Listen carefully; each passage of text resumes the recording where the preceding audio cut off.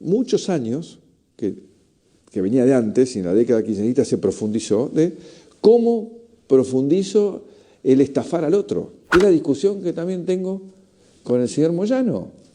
Cuando él cobra las cosas que cobra para su gremio, por izquierda, por derecha, contra este tipo de actitudes prepotentes, patoteras, que tiene esta persona Palazzo, como tantos otros que lo pueden llegar a tener. El señor Vidó, que lo llama Pablo Vidó, en vez de darle vergüenza que el 90 y pico % de los argentinos que aún todavía no vuela, a pesar que ya han volado 500.000 de argentinos que nunca habían volado con toda esta revolución de los aviones, el 90% de los argentinos no vuela con frecuencia.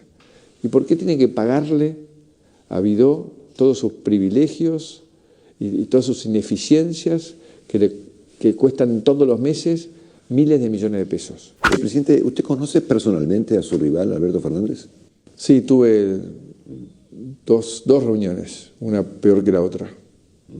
Sí, todas las cosas que me dijo eran falsas, todo lo que se comprometió era mentira. ¿Qué impresión le causó la vuelta de Sergio Massa, que en algún momento estuvo ciertamente conectado con su gobierno? Usted viajó con usted a Davos en el año 2016, de su vuelta como candidato del kirchnerismo.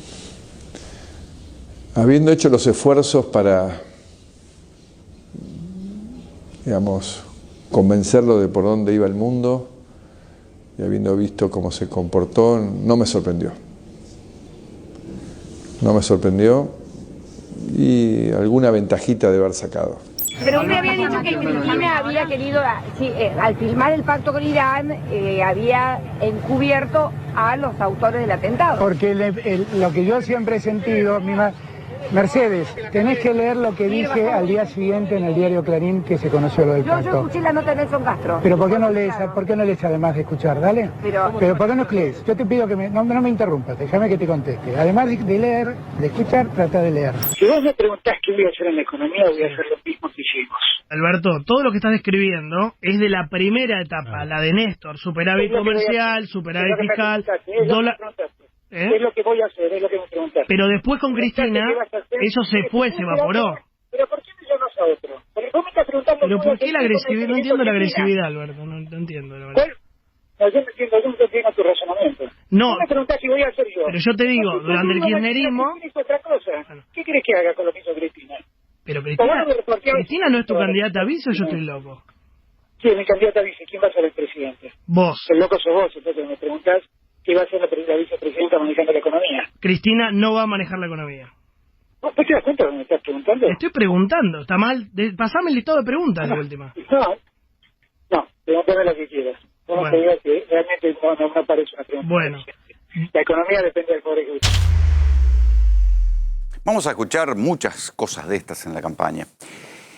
Y la verdad es que yo creo que debe haber pocos ejemplos de una elección como esta, donde los que van a votar saben que salga presidente uno u otro, se juega el bolsillo, se juega el bienestar. Y si no, miren la estadística que se acaba de conocer, la estadística de la UCA de pobreza, 35% está la pobreza y está medida con un delay de 6 meses.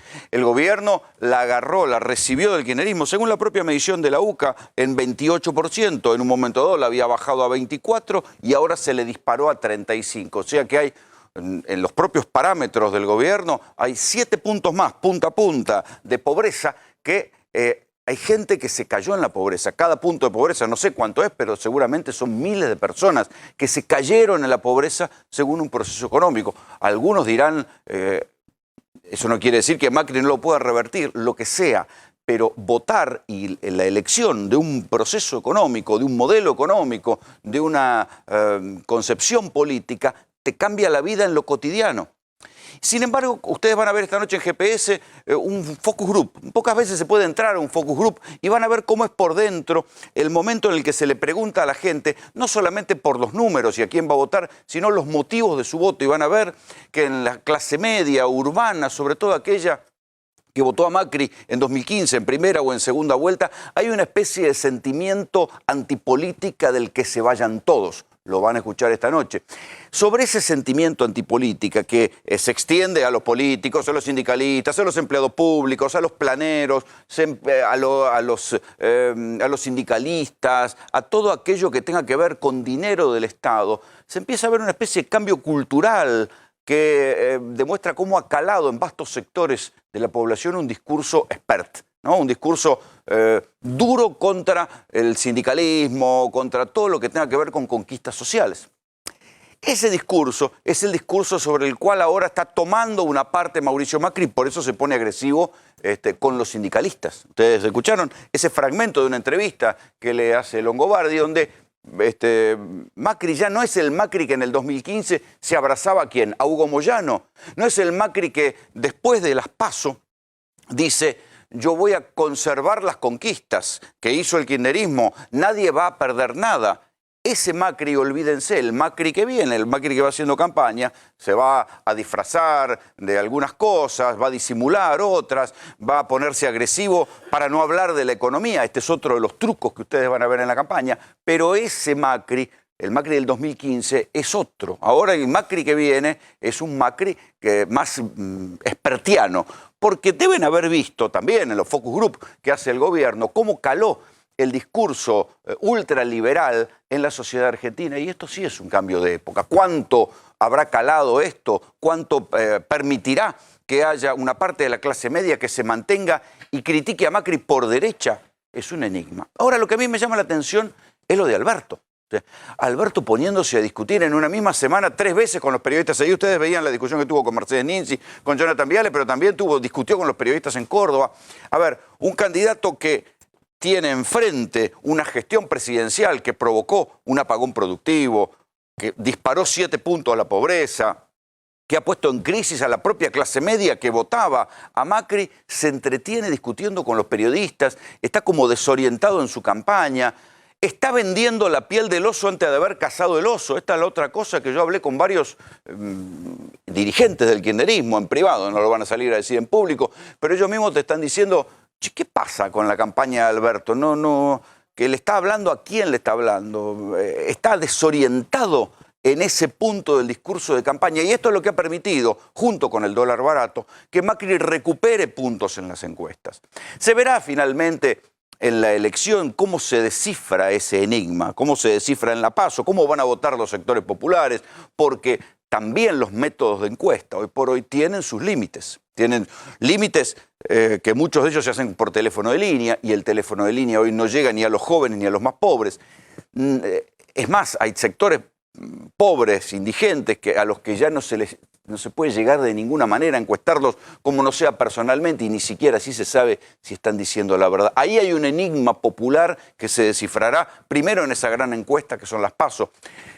Pero lo que uno está viendo es una campaña electoral donde se juegan cosas importantes pero se discuten boludeces. Y si no, escuchen lo de Carrió ayer, que ya tiene un nivel de delirio importante, ¿no? Digamos decir, que Cristina se va a Rusia para discutir el hackeo de las elecciones.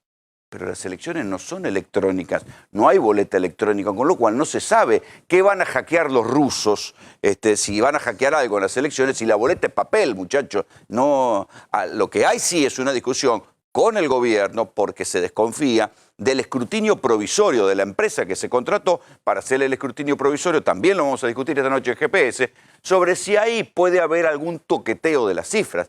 Pero está el nivel de delirio, digamos, de las boludeces que se escuchan en la campaña, por ejemplo esta de Carrió, que dice que los rusos van a favorecer a Cristina, cuando en verdad lo que se está discutiendo en Estados Unidos es cómo los rusos ayudaron a Trump, que es el aliado de Macri, y en todo caso es Macri que se reúne con Putin. Bueno, hay que estar atento a las cuestiones idiotas que nos van a querer instalar en la campaña electoral frente a las cuestiones importantes que hay que discutir. Y también sería interesante que los candidatos que deberían discutir las cuestiones importantes no se entretengan peleando con los periodistas. Bienvenidos, esto es GPS.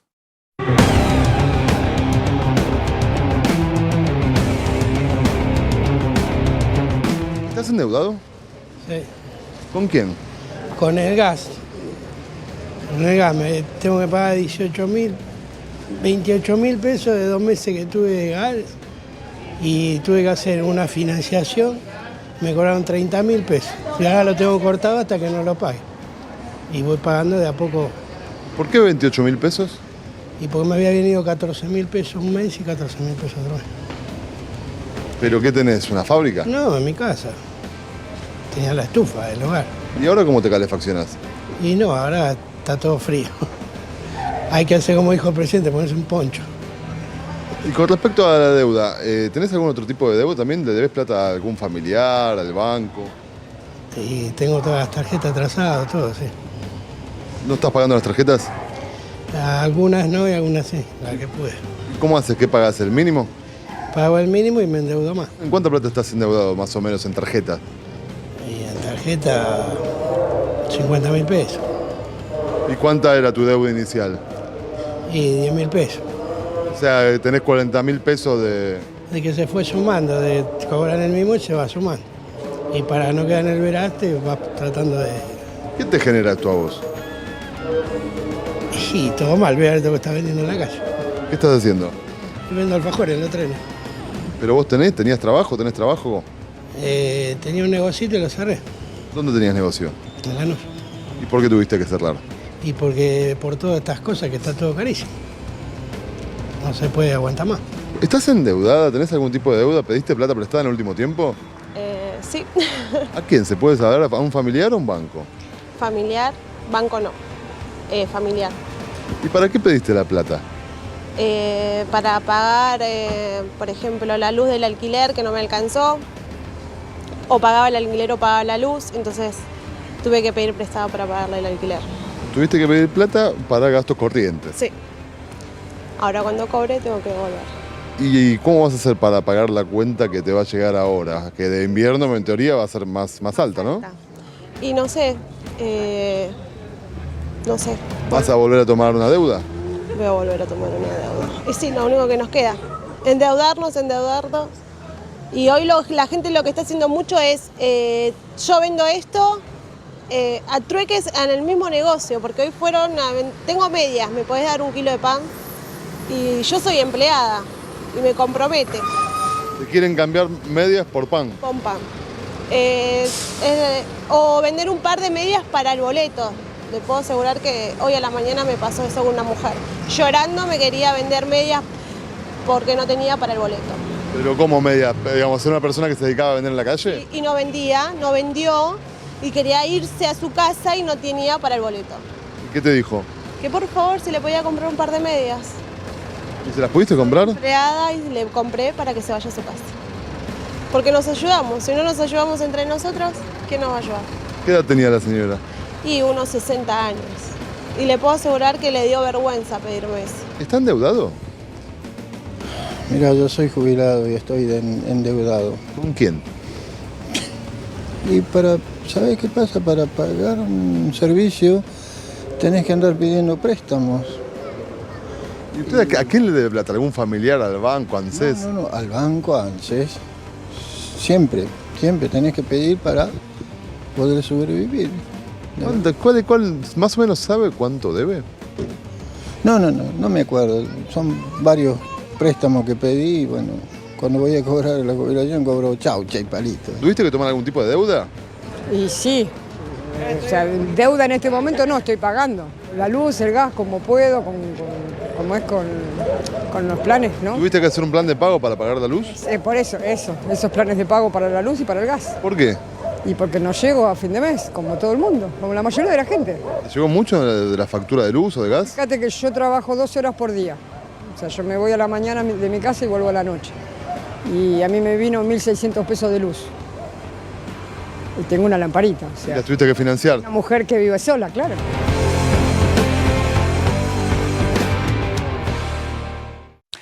Esto sucedió en Temperley. Salimos a la gente a preguntar a partir de una encuesta que vimos, una encuesta de el Monitor de Clima Social, ¿sí? Que es la UMED más otras 2 universidades, que dice, le preguntó a la gente, ¿cuán endeudado está usted? Y uno dice, bueno, el endeudamiento en los países desarrollados es común que la gente esté endeudada porque hay planes, pueden comprar la casa a crédito, el auto a crédito, compran cosas a crédito, tienen crédito bancario.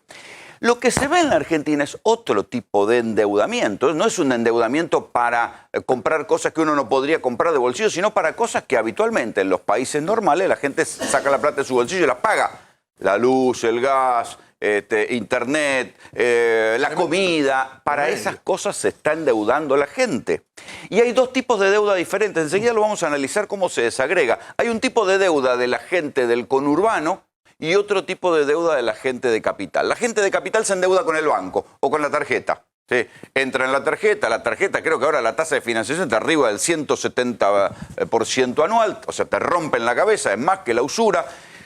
Pagan el mínimo, cuando se empiezan a endeudar, después se dan vuelta, le piden un préstamo al banco, sacan un plan de cuotas y así siguen endeudados. Esto es la clase media, urbana, puede ser acá, en Rosario, en Córdoba, pero la gente que no está altamente bancarizada o que ya se le cortó el financiamiento bancario, se empieza a endeudar de otras maneras, o con un prestamista, o con la familia. Le deben a cada santo una vela, le fueron pidiendo a la tía, a la prima, a la vieja, unos mangos para pagar la luz, el gas, la carne, la comida, la leche del pibe, o también se terminan endeudando, y esta es otra de las medidas clientelísticas que ha tomado este gobierno, que abjuraba de estas cosas, en los famosos préstamos ANSES, que son préstamos que después te lo descuentan.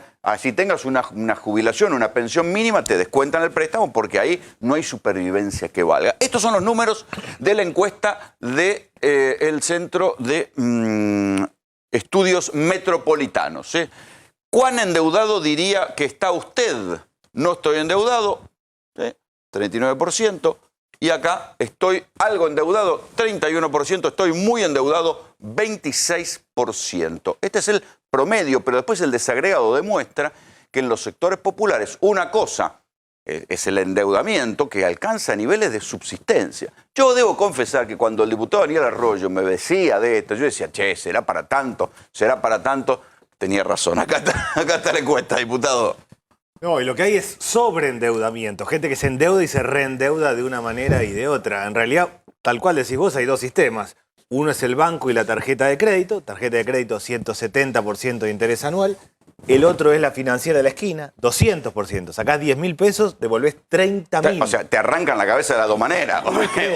Uno te la arranca mucho y el otro te arranca hasta la mitad del pecho. Decir que es usura es ser demasiado respetuoso. Sacás 10.000 y 30.000. El prestamista del barrio o el que vende droga que tiene billete y termina dando crédito. Ese es el sistema de Ahora, yo nunca me imaginé que fuera algo tan masivo. Es que lo masivo Vos parás a cualquiera por la calle, te juro que no es que hicimos un gran trabajo para buscar a la gente. Parábamos, todo el mundo estaba endeudado. Lo que te estrangula por tres lados. Te subieron los costos fijos por luz, gas, agua, alimento, transporte. Te bajó el ingreso. La gente que estaba acá hablando no solo tiene que pagar más de luz, de gas, sino que además gana menos plata porque se le trabó todo y la deuda te lleva a la deuda. ¿Qué hace el Estado? Da los créditos de ANSES al 50% de interés anual. Lo tomaron 2.500.000 personas. O sea que es masivo. Masivo. 2,5 millones de personas. En un mes tomaron crédito de ANSES. Una persona que cobra 2.600 pesos de asignación por hijo está tomando un crédito. La UMET es una de las instituciones que hizo esta encuesta. Matías Barrotaveña, justamente de la UMET. ¿Qué más encontraron ustedes? Buenas noches. Buenas noches. No, claramente, compartimos lo que decía Daniel recién. En ANSES, por ejemplo, son 2,5 millones de personas en un promedio de 35.000 pesos. Es decir, estamos hablando, hay 540.000 jubilados, son 70.000 millones de pesos que el Estado está adelantando a tasa del 50 de personas que después no la van a cobrar. O sea, se endeudan por poca plata. Pero además la curva es endeudamiento. O sea, si es por poca plata no es para grandes cosas. 35.000 es promedio, algunos es más y algunos es menos. Pero la curva de esa subió en 2017 y ahora pegó una explosión. Es absolutamente electoral. Es decir, es una política electoral, unos anabólicos electorales, donde le adelantan la plata a la gente que después... Para que la gente durante la campaña piense que no tiene problema y después la tiene que garpar. Igual que lo que es pasar el aumento de tarifa para después de las elecciones. Es la misma estrategia. Nosotros, esto forma parte de algo que es el monitor de clima social. Ahí nosotros preguntamos por cuestiones económicas, por cuestiones alimentarias, por cuestiones laborales. El contexto de esto... ¿Y en qué momento empezaron a registrar el problema del endeudamiento popular? No, nosotros veíamos que esto era un problema, lo veíamos porque uno empieza a seguir algunas variables, ¿no? La demora en el pago de las expensas, el tema... Las boletas de servicio público vienen con la empresa para endeudarse directamente, llegan con esa publicidad a los hogares directamente. ¿Ah, sí? Sí, directamente la publicidad para endeudarse. Con la publicidad del que te presta viene la boleta de luz y viene la boleta... Yo recibí la boleta de gas en mi casa el año pasado ensobrada en papel. Yo tiro toda la mierda, nunca le presté atención. Abrís y una decía crédito ya, sacá en 24 cuotas. Dos empresas distintas que daban crédito. En la propia boleta te viene. A tasa de usura. A tasas de usura. Y además las tasas fueron creciendo ahora. Hay gente que se endeuda para comprar los alimentos. Claramente. O porque pagó la luz y no tiene para comer. Matías, solo dos cosas crecen en Argentina: los comedores y los prestamistas. Porque la contraparte de esto es que hay más gente que presta plata. Hay más prestamistas dando vuelta. Hay un nuevo negocio. O sea, lo que se llama una agenda productiva. El 50% nos dice que tuvo que bajar la cantidad de alimentos en sus hogares por no tener suficiente dinero para comprar alimentos. O sea, no tiene plata para poder comprar y tuvo que bajar la cantidad. Ese es el 12% que cayeron las ventas de supermercados. El 78% nos dice que tuvo que restringir cualquier tipo de salida o esparcimiento. El 80% que pasó a segundas marcas. Se restringió el gasto en medicamentos. Bueno, ahora cuando veamos lo del focus group van a escuchar cuál es el tipo de cosa que restringe justamente la clase media de los tipos que habían votado a Macri. Cifer. No, yo lo que digo, hay dos cosas. Una es para la que tiene que ver con la clase media, que me voy a referir ahora, y la anterior es esto de saqué un crédito para tapar un crédito. Cuando sean las elecciones, la primera vuelta real, después de las PASO, la gente ya está que no le quedó un peso. Es decir, esto es ni hambre para hoy. Ni pan para hoy, hambre para mañana. No llega a ningún lado eso. La gente sabe que está pagando un crédito con otro. La verdad que no genera consumo, no genera nada. Genera que esté menos. Está bien, pero por algo lo hacen. Que no te vengan a buscar. Y lo que le voy a decir es campaña. La clase media, porque por ejemplo, si usted es jubilado, le van a ir sacando hasta no sé qué tope hay para que le saquen de acuerdo. 30%. 30%. Bueno, que lo quisieron sacar en un momento. Querían llegar al 50% con eso. Bueno. Ahora, si usted es un clase media que se le vino abajo todo y va a ir al Veraz y le van a cerrar la tarjeta, señor, el último mes dese una vida importante. No haga esto, va al Veraz por 1.000 pesos, por 50.000, dese una vueltita. No des ideas, Cerolini, no estimules el pagadío, viejo. Arranque para Brasil, dese una vueltita y diga, me pasó ahora, muchachos. Por si 1.000 pesos. vas al Veraz igual, por 1.000 pesos y por 50, vamos por 50 y tomamos un vino como la gente de despedirnos. Le llaman Fernando Pagadiós Cerolini, pero vean la última cena. Vean lo que dice la gente en Capital respecto de cómo están endeudados. Una vuelta para todos. ¿Cómo está viendo la situación económica? Mal, siendo jubilada, mal. ¿Usted tuvo que tomar algún tipo de deuda últimamente? Sí, tengo las tarjetas al rojo vivo. ¿Por? Sí, porque no puedo pagarlas. Me enfermé, remedios pagar y no tengo para pagar. ¿En qué gastó? ¿Para qué usó las tarjetas? Y la tarjeta para comer, porque no me alcanza la jubilación. Cada vez como menos, no almuerzo, a veces no ceno. Y porque tengo que pagar cuentas. La luz, el gas no me la pagan. ¿Cómo hace para pagar los servicios? Y los servicios, y yo dejo de... ¿No ves que no estoy almorzando o no ceno? Es así. O una cosa o la otra. Y sí, he pedido plata para algunos gastos. ¿Para qué? Alquiler, por ejemplo. ¿Vos llegabas a pagar alquiler y tuviste que pedir plata prestada? Sí. ¿Y cómo vas a hacer el mes que viene? Veremos si llegamos. En los últimos 3 años de mi vida usé la tarjeta para comprar mercadería. Y hoy voy y compro en 3 cuotas. Que cuando termino de ocupar esa mercadería recién estoy pagando la primera cuota. Pero bueno. ¿Te estás financiando la comida con la tarjeta de crédito? Exacto, sí. ¿Se están financiando mucho la gente con tarjeta de crédito para comprar alimento? Todo tarjeta. Mucho tarjeta, poco efectivo. ¿Qué te pagan, en cuota? Y algunos sí, débito, cuota. ¿Te compran las milanesas en cuota? Y sale, más que la milanesa al asado. Asado en cuota. Claro, lo más caro. ¿Tuviste que tomar algún tipo de deuda? Sí.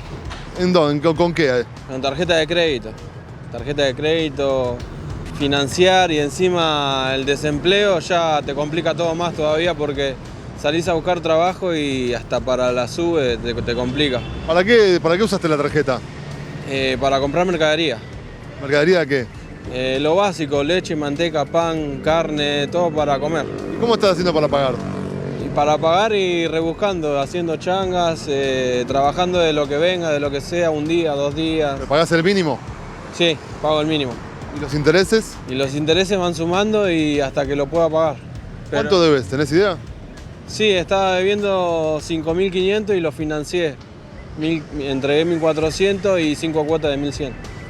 ¿Hicieron un plan de pago del banco? Hicieron un plan de pago del banco de tarjeta. ¿Y la tarjeta no la usas más? No la uso más. No la uso más. No, ahora sobreviviendo, costeando y hasta encontrar trabajo otra vez y otra vez salir a surgir. ¿Tenés algún tipo de deuda? Sí, un montón. ¿Con qué?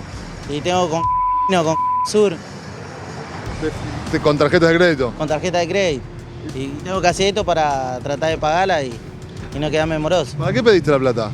Y para ese entonces para terminar mi casa. Y saqué un par de electrodomésticos, todo. Para comprar materiales. Para comprar materiales.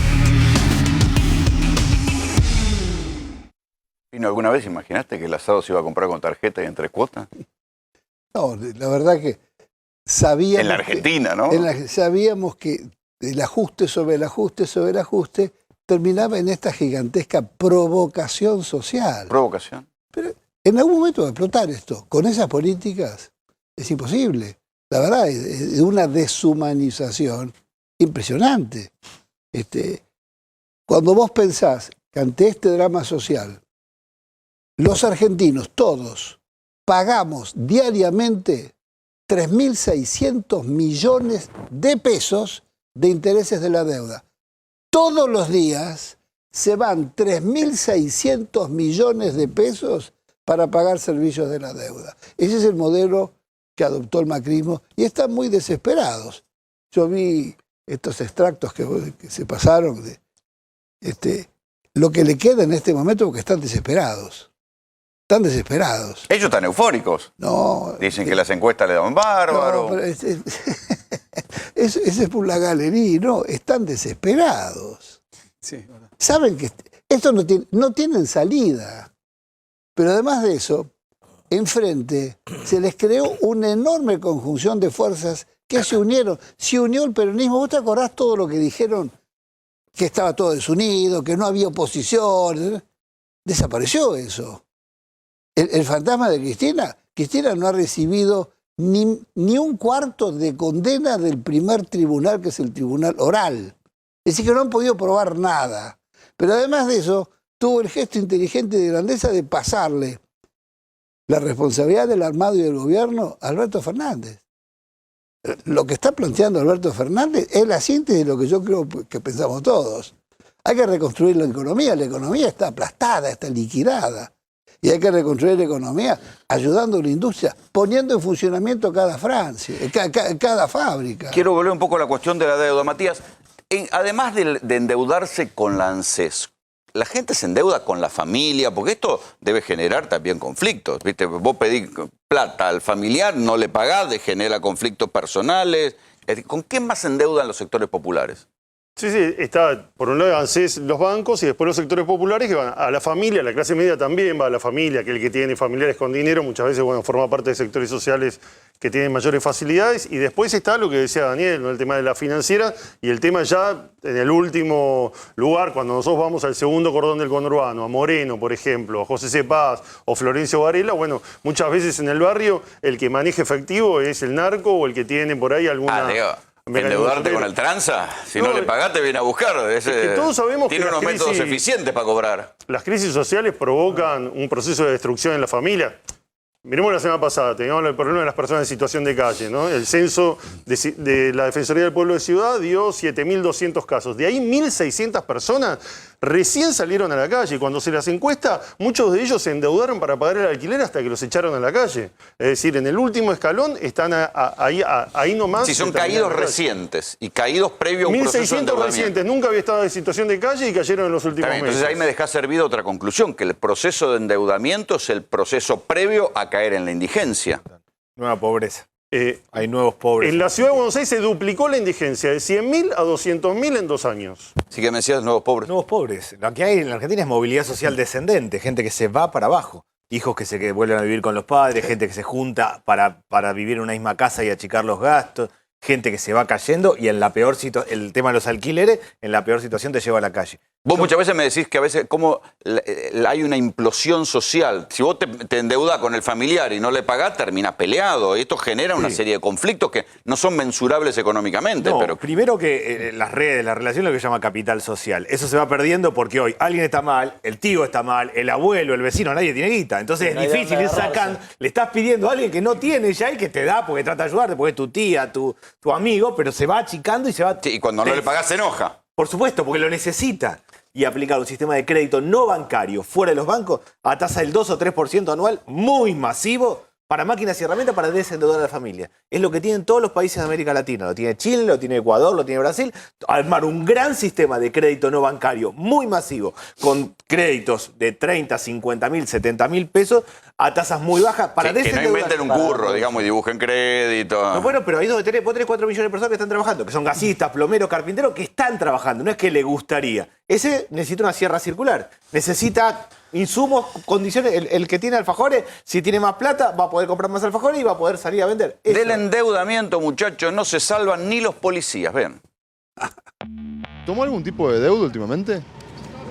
Vengo de pagar las deudas. Vengo a pagar, tengo luz, me cortaron la luz, el gas, y vengo a pelear un plan de pago y te siguen recobrando los intereses y lamentablemente no sabes qué hacer. Encima yo trabajo solo en la familia y para mí es muy complicado, lamentablemente. Cuando le llegue la próxima factura de la luz, del gas, ¿cómo va a ser? Sí, no sé, lamentablemente no sé qué hacer. Se cortan los beneficios, no podemos salir de vacaciones. ¿Pero cuánto le llegó de tarifas?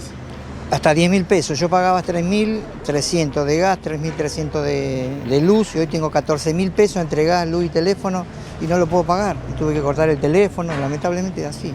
No tengo otra salida. ¿Cómo hace para calefaccionarse hoy? Y hoy inclusive tengo un chico asmático, tengo ese problema también y bueno, lamentablemente voy a comprar garrafas y prenderla un rato y hacer como antes. ¿Pero no tiene gas de red usted? Sí, tenemos gas de red, pero igual no lo puedo pagar, me lo cortaron inclusive. Vengo de arreglar y sin embargo tiene que pagar interés, primero pague y después reclame. Ah, ¿le cortaron el gas porque no pagó? Claro, supuestamente hay una ley, dice que la luz ni el gas me lo pueden cortar y tengo los dos cortados. Recién vengo de Metro. ¿Estás sin luz y sin gas? Estoy sin luz y sin gas. El vecino me presta luz para cargar el bombeador y a poco de luz de noche y tengo que pagar con él. No me queda otra, no tengo salida. Lamentablemente es así. ¿Y cómo va a hacer ahora para pagar lo que tiene que pagar, la deuda que tiene? Y buscar otro trabajo, tratar de hacer hasta de remisero, lo que sea. Uno trata siempre de traer una moneda a la casa. Después no sé, hasta donde yo aguante. Hoy tengo presión, era un tipo que estaba bien y hoy lamentablemente vivo preocupado. Me olvido de las cosas que cuando antes no me olvidaba. Muchos trastornos, ¿sí? En la familia misma, porque la parte económica se crea un problema, es un conflicto. ¿Cómo va a ser si sigue la situación así? No sé, a la buena de Dios, solo le pido a Dios que esto cambie y que hagan las cosas que tienen que hacer. Lamentablemente el gobierno no hace lo que tiene que hacer. ¿De quién es la culpa de que estemos así? No sé, la verdad yo siempre digo que la parte política, yo de política no entiendo nada, pero para mí es la parte política. No hacen lo que tienen que hacer. Lamentablemente habla uno, el otro habla mal del otro. Yo he estado con políticos y veo que hablan mal y después cuando están en la televisión o donde están, se abrazan, se besan, comen juntos. ¿Usted votó a este gobierno? Lo voté. ¿Y lo va a volver a votar? No, creo que no. ¿Sabe a quién va a votar? Estaba mirando, creo que al Pubé y a la Baña, creo, todavía no lo sé. ¿Y qué le puedo decir a mis hijos? Nada. Yo siempre le digo que de política yo no sé nada. Yo por más que ganen los políticos, quien gane, tengo que seguir trabajando. Yo tengo 54 años. Me voy a retirar el año que viene y tengo que seguir laburando y laburo en 3 trabajos y no me alcanza. ¿De qué trabaja? Soy policía, personal policial. ¿Qué más tiene que hacer? Hago adicional de peaje, trabajo hasta de remisero hago. Y no me da vergüenza. Tengo que ir a laburar porque soy el único que laburo, no me alcanza. ¿Y así todo no le alcanza la plata? No alcanza. Yo voté a la gobernadora, dijo que íbamos a ganar igual, nunca hizo nada. Y me duele eso, porque yo, y encima mis hijos los tengo sin trabajo, lo inculqué para que estudien. Y estamos igual, vamos para atrás. Hoy nos conseguís una changa, no hay nada. Yo, gracias a Dios, tengo trabajo. Voy a trabajar los remiseros y ellos te cuentan la vida que vive el remisero, trabaja para cucherear. ¿Sí? Yo tengo mi sueldo, yo me llevo 100, 200 pesos, zafo. Esa gente tiene 200 pesos y no tiene ni para comer. A veces yo le pago el sándwich, porque no tiene o comprar un paquete de yerba. Cuando yo llegué ahí iluminado, porque nadie pagaba un paquete de yerba. Pero yo tengo un laburo y se toma. Yo sé que me falta, pero bueno, es así. Ya te digo, el año que viene yo me retiro y voy a seguir laburando. Y es triste eso, porque uno se retira para estar tranquilo. Ve, yo era un tipo entero, hoy me siento enfermo, tengo presión que no la tenía. Ahora fíjate, Pino, si alguien que tiene un trabajo de policía, que era un trabajo estable en la Argentina, por lo menos tiene garantizada la estabilidad y va a tener una buena jubilación, aún así tiene que agregarle 2 laburos para mantener la casa. Es tremendo, pero volvemos a decir, es la consecuencia de la aplicación ortodoxa, dura y sorda de un plan de pura destrucción. Esto tiene salida si das vuelta a la página y comenzás a plantar medidas que vayan a la recomposición del salario, para aumentar el consumo, para desarrollar el mercado. Está bien, pero Alberto o cualquiera va a tener la deuda, va a tener todo el paquete de la deuda por la cabeza que le caiga. Pero así como está la deuda es imposible pagarla. Ya ha dicho para cualquiera. Alberto.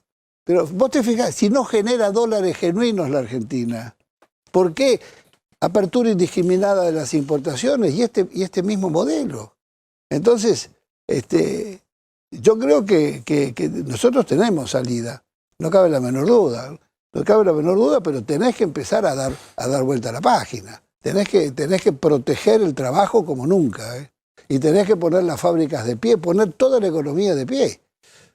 Walter Graciano, economista, ¿qué se hace con la gente así endeudada? Porque esto empieza ya a ser un fenómeno grande. Digamos, semejante cantidad de gente endeudada de estos niveles. ¿Qué se hace? Dado que son créditos de corto plazo, lo principal es bajar las tasas de interés rápidamente.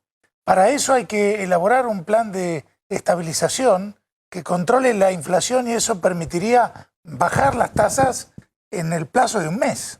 Pero la deuda vieja está tomada a otra... La deuda vieja queda lamentablemente asumida. En el pagadiós, vos también estás con el pagadiós. No, es que van a ser muchos los que lamentablemente van a quebrar. No me cabe la menor duda. En el sistema financiero, los créditos no subieron nada en un año. ¿Qué significa esto? Lo que significa es que hubo cancelación de crédito, los intereses se pagaron y eso costó una barbaridad. Ahora, ¿cuánto tiempo más puede seguir así el sistema financiero? Muy poco tiempo. Es por eso que están bajando las tasas. El Banco Central las viene bajando en un contexto anterior a la PASO. Es cierto, con el dólar tranquilo, gracias a la entrada de los dólares de la exportación. Pero nadie sabe a ciencia cierta si esta baja de tasas no termina produciendo una suba del dólar 2 semanas antes de las PASO. Yo la pronosticaría para después de las PASO, sobre todo si el oficialismo pierde por más de 6-7 puntos. ¿Vos pensás que el dólar barato es una primavera, como hemos visto tantas? No me cabe duda. Habría que ver qué pasa con el dólar con una tasa compatible con lo que es la tasa de inflación ahora.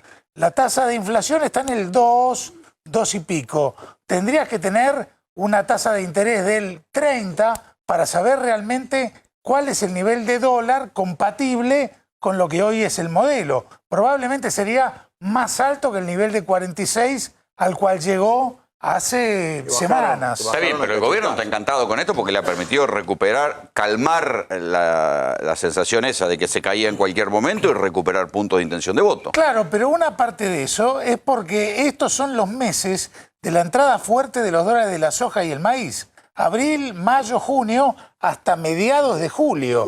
Después es otro cantar. Después de mediados de julio hasta abril del año que viene... ¿Y no alcanzan los dólares del fondo? Los dólares del fondo debieran alcanzar solamente para pagar deuda y hasta cierto punto, porque encima usaron ya 5.000 millones para vender de a 60 diarios en el mercado.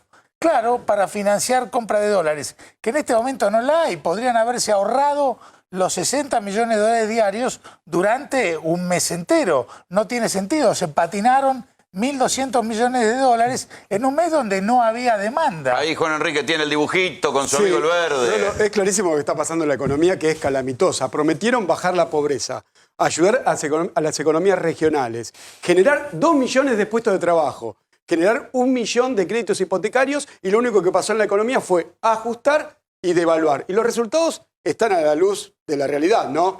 Devaluación, inflación, endeudamiento y fuga de capitales. Y pobreza. Eso trae caída del consumo, pobreza, desempleo y las pymes que se funden. Ahora lo que tenemos es un dólar barato. Y el dólar se genera de una forma muy, armada, el dólar barato. Porque el dólar podría ser barato si la pyme produce, porque el mercado interno es vigoroso, porque hay salarios, porque los jubilados ganan bien. Si la pyme produce y crece y es productiva, reemplaza importaciones y a la vez exporta. Eso genera dólares y ahí sí entiendo que el dólar sería barato. Pero exactamente eso no está pasando. El dólar es barato porque estamos dilapidando los dólares que nos prestó el Fondo Monetario Internacional. Y a la vez hay algo, como decía el economista, tenemos un apretón monetario, o sea que la emisión monetaria está al 3%, cuando tenés una inflación al 55%. Pero o sea, lo que falta es guita, pesos. Todos los momentos de dólar barato terminaron mal. Mirá, Rolo. Porque si vos calculás el dólar más la inflación de este año, ya está atrasado en cuanto, en casi un 20%. Sí, pero vos fíjate, Rolo, ¿por qué termina mal ¿Cuánto? esto? Esperá, ¿cuánto? No, hoy decían, Conesa decía que tenía que estar el dólar de equilibrio, hoy era un dólar de 52. 10 puntos es más, es 25, un poquito más. ¿Es la inflación? Por eso, pero acá hay una cuestión que es la frase de la UIA de esta semana. La UIA alertó sobre las consecuencias por la quietud artificial del dólar. Sostuvo que cuando se plancha... La UIA, no la oposición. La UIA. Cuando se plancha la divisa llega un momento en que la realidad explota. Si eso es la UIA y lo del campo lo mismo. Lo del campo dicen, otra vez vendiendo, tenemos retención y vendiendo el dólar barato, otro problema en otro lado. Entonces, esto... Para calmar a los sectores de clase media que dicen, ay, el dólar bajó un poquito, es una pavada. Eso no sirve para nada. Rolo, pero el tema es cómo utilizás esta calma del dólar. La utilizás usando un apretón monetario. O sea, no hay un mango en la calle y aparte tenés una tasa del 60%. Si no hay un mango en la calle, la pyme no vende, no hay consumo y pasa lo siguiente. Estos son datos oficiales. Bueno, pero Rolando. ahora soltaron plata a la calle, ¿o no, Daniel? Soltaron parte de plata a la calle. Tiene que ver con los créditos de ANSES, tiene que ver con el tema de la hora 12 y con que vienen las paritarias. Pero viene con lo anterior. Como la gente está endeudada, vos arrancás de menos 10, te vas acercando a menos 4, menos 3, pero arrancás de menos 10, por eso no se nota tanto. Y por eso en siguen términos de cayendo consumo. los supermercados. Por eso sigue cayendo el consumo de leche. Si sigue cayendo el Hay consumo algo de leche, que más plata. vengo viendo y no quiero dejar de decir algo. No son las empresas las únicas que se pueden concursar. Digo, la gente cuando entra en este tipo de situaciones, que están endeudados con el banco, con todos los servicios públicos. Una de las soluciones es presentarse en concurso. ¿Personalmente? Sí. Otro partidario del Pagadío. ¿Por qué no hacen un partido? Pero bueno, pero escúchame, alguna vez que el Pagadío lo haga la gente y no que te lo hagan siempre los grandes grupos económicos. O sea que hay quiebra personal. Concurso y quiebra personal, sí, por supuesto. Claro. ¿No se acuerdan? La Nata lo utilizó alguna vez, ¿no se acuerdan? Ahora le fue bien, sí. ¿no? Mirá, Rolo, te termino la imagen, ¿no? Lo que está pasando es que cierran las pymes porque lo que está viendo de dinero, la poca emisión que hay, es para pagar deudas, pero no se inyecta consumo. El jubilado perdió mucho poder de compra y eso hace que cierren las pymes. Ahora te muestro claramente, y claro, la pyme no va a invertir. Ahora si pasamos a la siguiente imagen, te comparo con el año, mirá, 2002, capacidad instalada. En el año 2002 estábamos a un 50%. Nos estamos pareciendo y falta, hay un colchón. Pero en el año 2015 la capacidad instalada estaba al 75%. Hoy las pymes están en esta situación, Rolo. Como no hay consumo, no hay guita, se están fundiendo las pymes. Por eso hay desempleo y pobreza. Esta es la realidad de la economía. Sí, y eso además es un desempleo y una pobreza en determinados lugares, en claves industriales, porque es en la periferia de las grandes ciudades. Pero vos tenés la cantidad de pymes y de comercios que cierran, y todos los días, porque no pueden pagar la luz.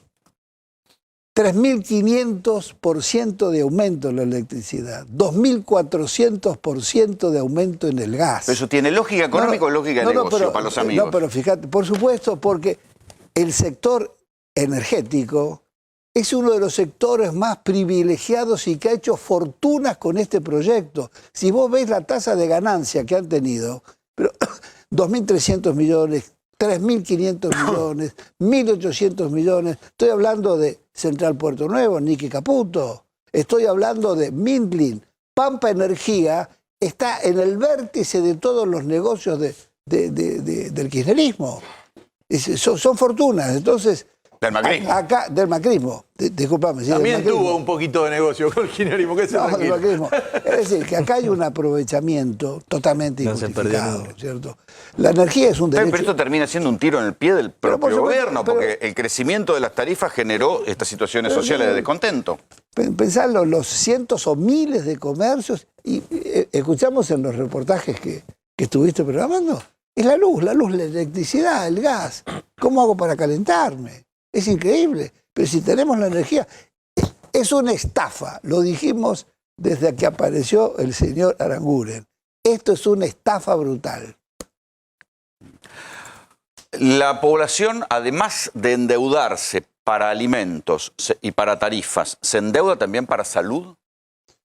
Sí, a ver, lo que uno vio... Remedio, va. Sí, que nosotros es decimos, otra cosa que... cuando uno ve unidades de medicamentos vendidos, cayeron casi a la mitad. O sea, uno tiene una baja y uno tiene 150.000 personas que dejaron la prepaga en la ciudad de Buenos Aires, que pasaron al sistema público de salud. 150.000. 150.000. Es decir, y lo mismo está pasando, lo que pasa es que hay menos unidades educativas en el sector privado, en el sector público, y entonces, bueno, tampoco es que hay vacantes. En la ciudad de Buenos Aires faltan 22.000 vacantes de nivel inicial. O sea, niños... O sea, que también hay gente que se está yendo de la escuela privada. Se está yendo a la escuela privada, a la escuela pública. Claro, son todas estrategias, porque además pensemos que creció la desocupación, ¿no? Más de 4 puntos. Las mujeres jóvenes menores de 29 años están en 25 puntos de desocupación. Entonces, esas mujeres que son jefas de hogar, que a lo mejor se endeudan con un familiar o le piden al jubilado que se endeude para poder tener... En la medida en que esto se va extendiendo en un año de recesión, bueno, se hace imposible cualquier estrategia de supervivencia y van, bueno, cortando todos los gastos que pueden, pero hay un punto donde ya es alimentos. El 30% dice que pasó hambre. El 30% dice que pasó hambre. ¿30% de los encuestados? El 30% del conurbano, es decir, es la región metropolitana, 15 millones de personas. Bueno, coincide con la cifra de pobreza. Ciudad de Buenos Aires y los 24 partidos del conurbano. Si la pobreza está en el 35, como dice la UCA, que el 30% te diga que pasó hambre, no está muy desfasado. Sí, Daniel. No, yo le agregaría que está el tema del costo del transporte. Una persona que vive en Moreno y viene a buscar trabajo a la ciudad, se le van 200 pesos entre el colectivo de ida y de vuelta y un sanguchito de parado en un kiosco. 200 pesos. O sea, ir a buscar trabajo es un costo. Este esquema tradicional del conurbano, que es uno va a la rotonda y espera a ver si hay laburo en la construcción o algo. Ir hasta la rotonda del pueblo, del lugar. Sí, es guita. Es guita, es plata. Moverse sale plata. Entonces, para mí urge armar un sistema de crédito no bancario en serio. Esto va a explotar, pero, y no, digo, más allá de que entiendo, las salidas no son individuales. El Estado tiene que armar un sistema de verdad para desendeudar a la familia. Vamos a ver las cifras de la pobreza estimadas por la UCA.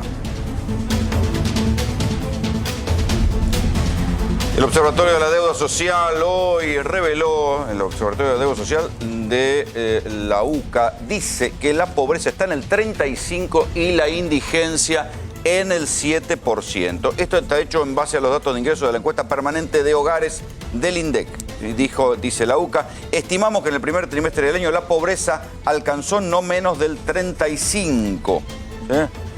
Sobre la base de una población urbana de 40 millones y medio de personas, habría 14 millones de pobres, de los cuales 3 millones de personas son indigentes.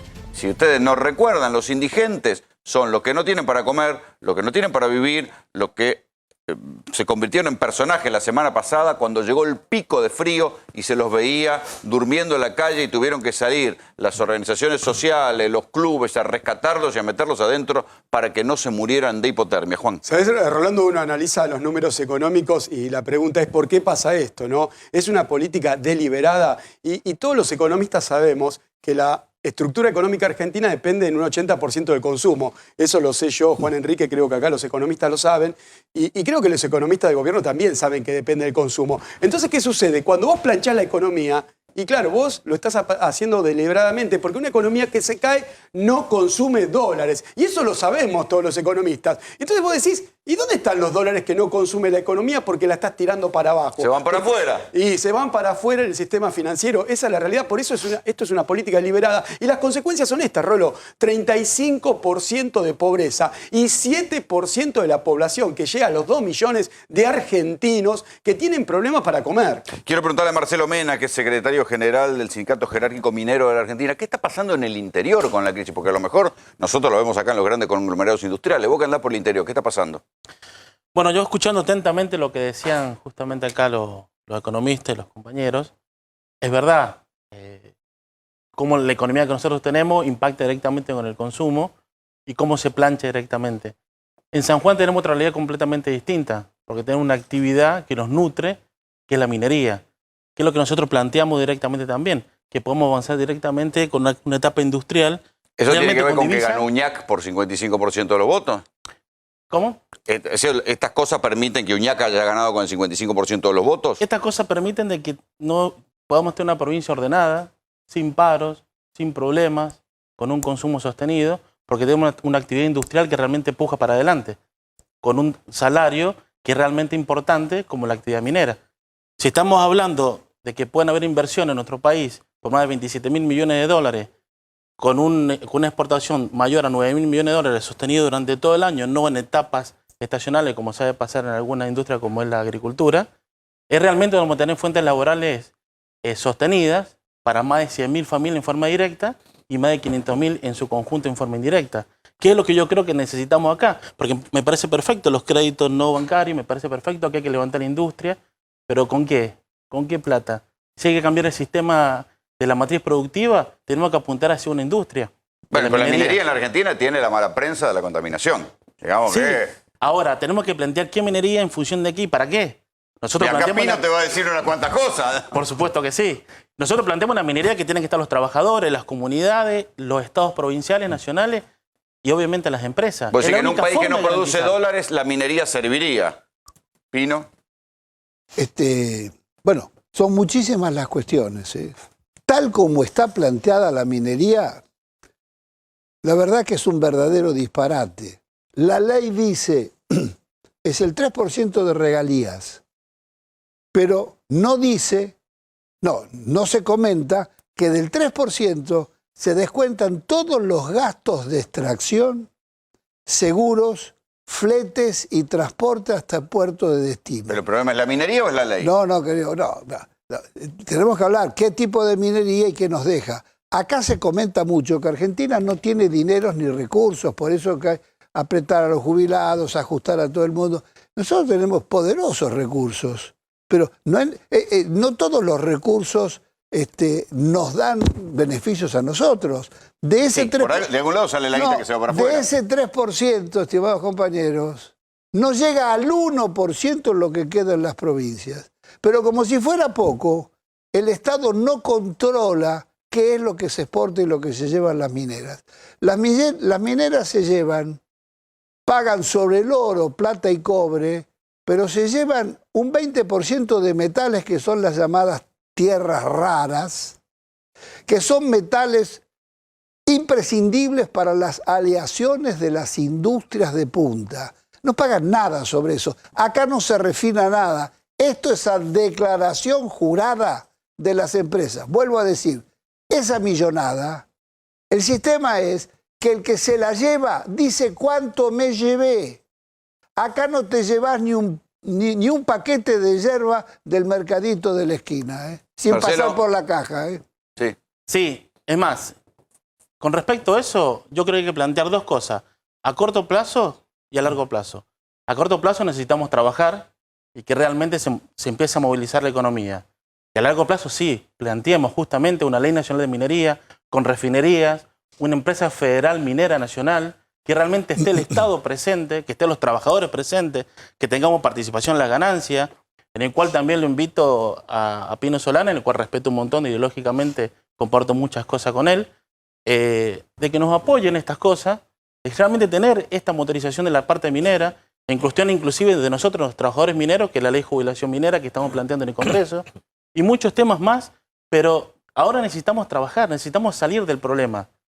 ¿Qué minería hay que plantear? Sí, por supuesto. Y estamos dispuestos, desde la parte de los profesionales, a sentarnos a discutir este tema. Salgamos del problema y vamos a una minería, hacia políticas mineras reales.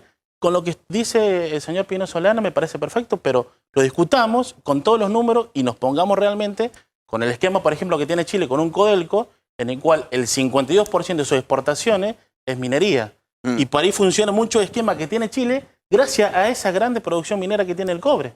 Sí, Fer. No, pero que realmente está bien. Yo sé que los números que tiene San Juan, bueno, los tiene bien de antes. Además, no exactamente de esta última elección. Sí, mi pregunta es, ¿qué porcentaje real de la población sanjuanina vive de la minería? Porque es decir, traen plata, todo. Primero hay que ver, como si no pagan impuesto a la ganancia, si no pagan nada, al final la plata se termina yendo y la aplauden.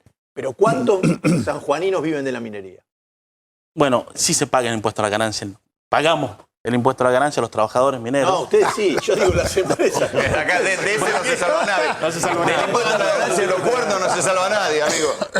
Bueno, en San Juan, en una población total de casi 600.000 habitantes, tenés alrededor de 5.000 trabajadores en forma directa, más todo el esquema que se genera indirecta con otros puestos laborales. O sea, no estamos hablando por cuestiones efímeras de lo que puede pasar. Realmente aporta directamente a lo que es la economía de una provincia en las exportaciones y en el trabajo interno. Te puedo decir, cuando Pascualama tuvo que tener un receso, que había 11.700 trabajadores, en el cual en el 2012 inyectaba 100.000 millones de pesos mensuales en sueldo, ¿cómo impactó en el comercio sanjuanino? Fue muy grave. Walter, ¿estás preocupado por el dólar barato? Claro, siempre que tuvimos dólar barato terminó mal y lamentablemente si uno hace la cuenta de todos los gobiernos que tuvimos desde el año 73, son contados con los dedos, con 1 o 2 dedos, los gobiernos que no tuvieron retraso cambiario. Todos lo han tenido, salvo el gobierno de Néstor Kirchner y el primer gobierno de Cristina Kirchner. ¿Pero por qué? En Porque el es un freno segundo contra da la vuelta, inflación. El retraso cambiario es un freno contra la inflación, pero la inflación porque acá está usan igual. al dólar como única ancla contra la inflación. Y como la usan como única ancla, la otra que podría colaborar es la tasa, que la terminan poniendo muy alta, bueno, termina habiendo siempre retraso cambiario. Porque se engolosinan con los productos de una inflación relativamente baja, como está pasando ahora. Dicen, bueno, la tasa de inflación es 2 mensual y ya no es 3 ni 4, por lo tanto prefiero mantener el dólar bajo con el fin político de llegar a las elecciones con el dólar más tranquilo posible. Claro, después, ¿y después qué importa? Después que el que venga atrás que arregle. Si es otro, que la arregle otro. Y si no, charlaré de urgencia con Lagarde, con Trump o con quien sea, para que mande unos pesos, claro. ¿Qué va a pasar en las elecciones? ¿Alguna vez escucharon hablar de un focus group? Bueno, seguramente escucharon hablar de las encuestas. Las encuestas, cuando le preguntan a la gente, ¿usted por quién va a votar? Pero cuando, además de preguntarle por quién van a votar, se detienen los sociólogos en un grupo en particular y le preguntan cosas a través de las cuales van conociendo su pensamiento un poco más en detalle, eso es un focus group. Nosotros pudimos colarnos en un focus group, estuvimos detrás del vidrio, véanlo.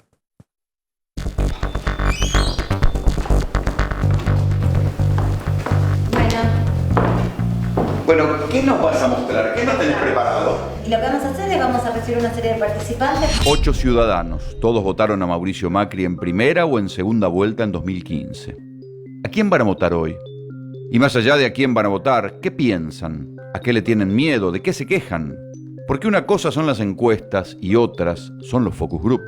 En una encuesta se busca conocer porcentajes, en un focus group se busca conocer razones. A los periodistas nunca nos dejan entrar a ver este tipo de encuesta, pero esta vez sí pudimos ver cómo es un focus group y desde un lugar privilegiado, desde una cámara Gesell, es decir, detrás de un vidrio espejado. Raúl Timerman, uno de los más respetados consultores políticos, nos acompaña. Bueno, nosotros estamos oscuras. Sheila ya está trabajando en la coordinación del grupo, pero antes de meternos a escuchar más, ¿se nota la influencia de los medios en lo que la gente procesa y dice en sus opiniones? Sí, totalmente. Se nota, a veces espontáneamente se nota y a veces lo va extrayendo la coordinadora, en este caso Sheila, haciendo preguntas del tipo: ¿esto se te ocurrió a vos? ¿Esto lo viste? Digamos, ¿esto lo comentaste con alguien?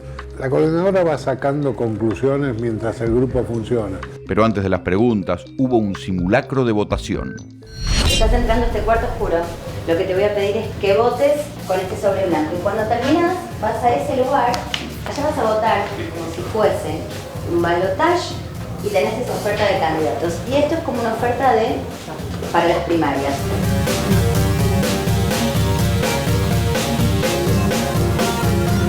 Vamos a comenzar. Voy a pedir que me digan la primera frase, idea o palabra que se les viene a la cabeza si les pregunto: ¿cómo está el país? ¿Qué pasa en el país? Desigualdad. Desigualdad. ¿Qué más? Yo lo veo mal. Mal. Derrumbado. Derrumbado. Irregular. Regular. ¿Qué más aparece? Estancado. Estancado. Desastre. Desastre. Bien enfrentado también. Falta de liderazgo. Falta de liderazgo. Creo que el cambio que uno esperaba era que cuando se hablaba de la distribución de la riqueza, se distribuía de una manera de darle al que no trabajaba la plata que yo aportaba. Y ese cambio nunca se produjo, porque yo esperaba que aquel otro trabaje y se gane su pan y yo siga bien en lo mío. Y ahora me piden más, me exigen más, pago más impuestos, pago más cara las cosas y le siguen dando. O sea, con un grave error que tiene este señor Macri. Esta gente nunca va a adherir a su proyecto. Es como darle plata o darle para droga al drogadicto o al alcohólico y que pretender que el alcohólico el día de mañana me quiera. No, el alcohólico va a seguir pidiendo alcohol y va a seguir droga. A mí comparto un poco con lo que dijeron todos. Al principio sí se notó un cambio. Yo lo noté, tenía un emprendimiento personal y me iba muy bien. ¿Qué hacías? Accesorios y piedras naturales. Ah. En ese momento me iba muy bien y del año pasado para acá, pero no es que fue paulatino, murió.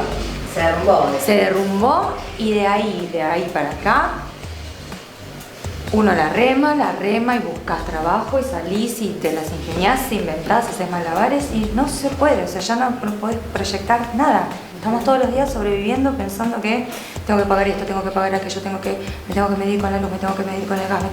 Les pregunto a todos, ¿me pueden contar en primera persona algunos cambios que hayan hecho en su vida en el último tiempo? Cambiar la marca. A ver, por ejemplo, ¿qué? La calidad de vida, básicamente. No compras X marca, vas a segunda marca. Segunda, tercera marca también. Segunda, tercera marca. Recorres más lugares para encontrar mejor precio. ¿Qué más haces? Te desafiliás de cosas que pagás y que te parecen superfluas. O sea, ¿Cómo qué? Ayer ¿De qué te me desafiliaste? borré del Automóvil Club, del Club La Nación, no sé, del teléfono, de la línea fija. Vos no prendiste la estufa todavía. Claro. ¿Qué decías que te perdiste? No, yo lo que decía es el tema de sumar, vuelvo de nuevo a lo mismo, el punto que planteé. El tema de meter más horas de trabajo en tu vida, ya de por sí eso ya te quita el resto. Claro, Eso ya es calidad, te quita calidad de vida porque vos estás hablando de que netamente estás pensando solamente en cómo llegar. Y eso ya después, lo que te vayas a quitar o no, ya sabés a dónde viene. Pero no tenés calidad de vida, no tenés un momento de decir, te vas una hora a jugar al pádel, a jugar un fútbol, o no sé, entre amigas juntarse, tomar un café. Hoy pensás, estás en la calle y decís, gasto, me tomo 2 cafés, me tomo un café, no me tomo nada. ¿Cuáles son los 2 ejes que vos ves? Los 2 ejes que ellos muestran son la decepción por lo que pensaron que iba a pasar y no pasó, y el miedo que tienen a que pueda volver lo que ellos en su momento votaron para que cambie. Entonces hay un eje de decepción y hay un eje de miedo. El miedo generalmente es más fuerte que la decepción, pero yo creo que Juntos por el Cambio va a acentuar. ¿Te das cuenta que estos focus... Viene Venezuela, vienen los chorros. Estos focus se usan mucho en política para elegir el camino de tu estrategia publicitaria, dónde meterte. Bueno, el miedo va a ser el... Y del frente de todos debería ser la decepción. O sea, vas a tener una campaña donde alguien te va a mostrar decepción y otro te va a mostrar miedo. Yo a priori creo que a igual calidad de producciones, de calidad de comunicación, de equipos de campaña, el miedo es más fuerte que la decepción, es más paralizante. ¿Les pregunto algo? ¿Ves posibilidades de mejora de acá a un año? Yo creo que sí. ¿El resto? No, vos no. No, yo lo que veo es que ya directamente se están dedicando a la campaña, la campaña electoral, y con respecto a eso ya están metidos en la campaña. ¿Los sindicalistas son mejor, igual o peores que los políticos? Peores. Son mucho más ricos, pero muchísimo. Creo que son peores porque son violentos. Y la violencia en el gremio lleva a matar gente o a apretar gente, cosa que los políticos no lo he visto, no lo sé si lo hacen. Vamos a hacer de cuenta que toda esta gente es un zoológico. Entonces lo que vamos a tratar de hacer es asignarle un animal a cada uno. Vamos a comenzar en primer lugar por Macri. La rata. ¿Por qué? No sé, la cara que cara de... Cuando se ríe parece que te están gastando. ¿Qué animal es Macri? Sí, una hiena. ¿Por qué? Me gustó lo que dijo. Sí. Okay, bueno. ¿Qué animal es Macri? Hoy es un perezoso. ¿Por qué? Hace todo lento, no sabe qué hacer. Okay. Vive porque él tiene que vivir. ¿Qué animal es Macri? Vuelvo con el gato. Está ahí arriba y cuando puede... ¿Qué animal es Cristina? Rajo por vos de vuelta. Una serpiente, pero la peor. ¿Por qué? Y porque destila veneno. ¿Qué animal es Cristina? Zorra. Zorra, ¿por qué? Por la forma de ser de ella. Ok. ¿Qué animal es Cristina? Yo creo que es un cuervo. Un cuervo, ¿por qué? No sé, porque está ahí esperando, estamos todos muertos y está ahí como para comernos de a poco. Carroñar. La mamba negra es. ¿La qué? La mamba negra. Es una mamba Una negra. serpiente. Ah, una serpiente. Ok, ¿por qué? Porque es eso, es una bífida. Sí, también una bicha. Una bicha. ¿Por qué? Porque sí, es mala. Lilita, la palabra para ella, vamos, rápido. No quiere trabajar más. Panqueque, no quiere trabajar más. ¿Qué más? Fantasías animadas de ayer y hoy. Fantasías animadas de ayer y hoy. ¿Qué más? Quilombera, dramática. Es que ¿Dónde va? siempre ella dice que hace, no sé, que Descubre cosas. descubre cosas pero nunca pasa nada, o sea que es todo mentira. ¿Quién es? Alberto Fernández. Alberto Fernández. Sí. Lustrabota de Néstor. Lustrabota de Néstor, ¿qué más? Humillado. Humillado. Camaleón. Marioneta, camaleón. ¿Qué más para él? Sin poder. Sin poder. ¿Este quién es?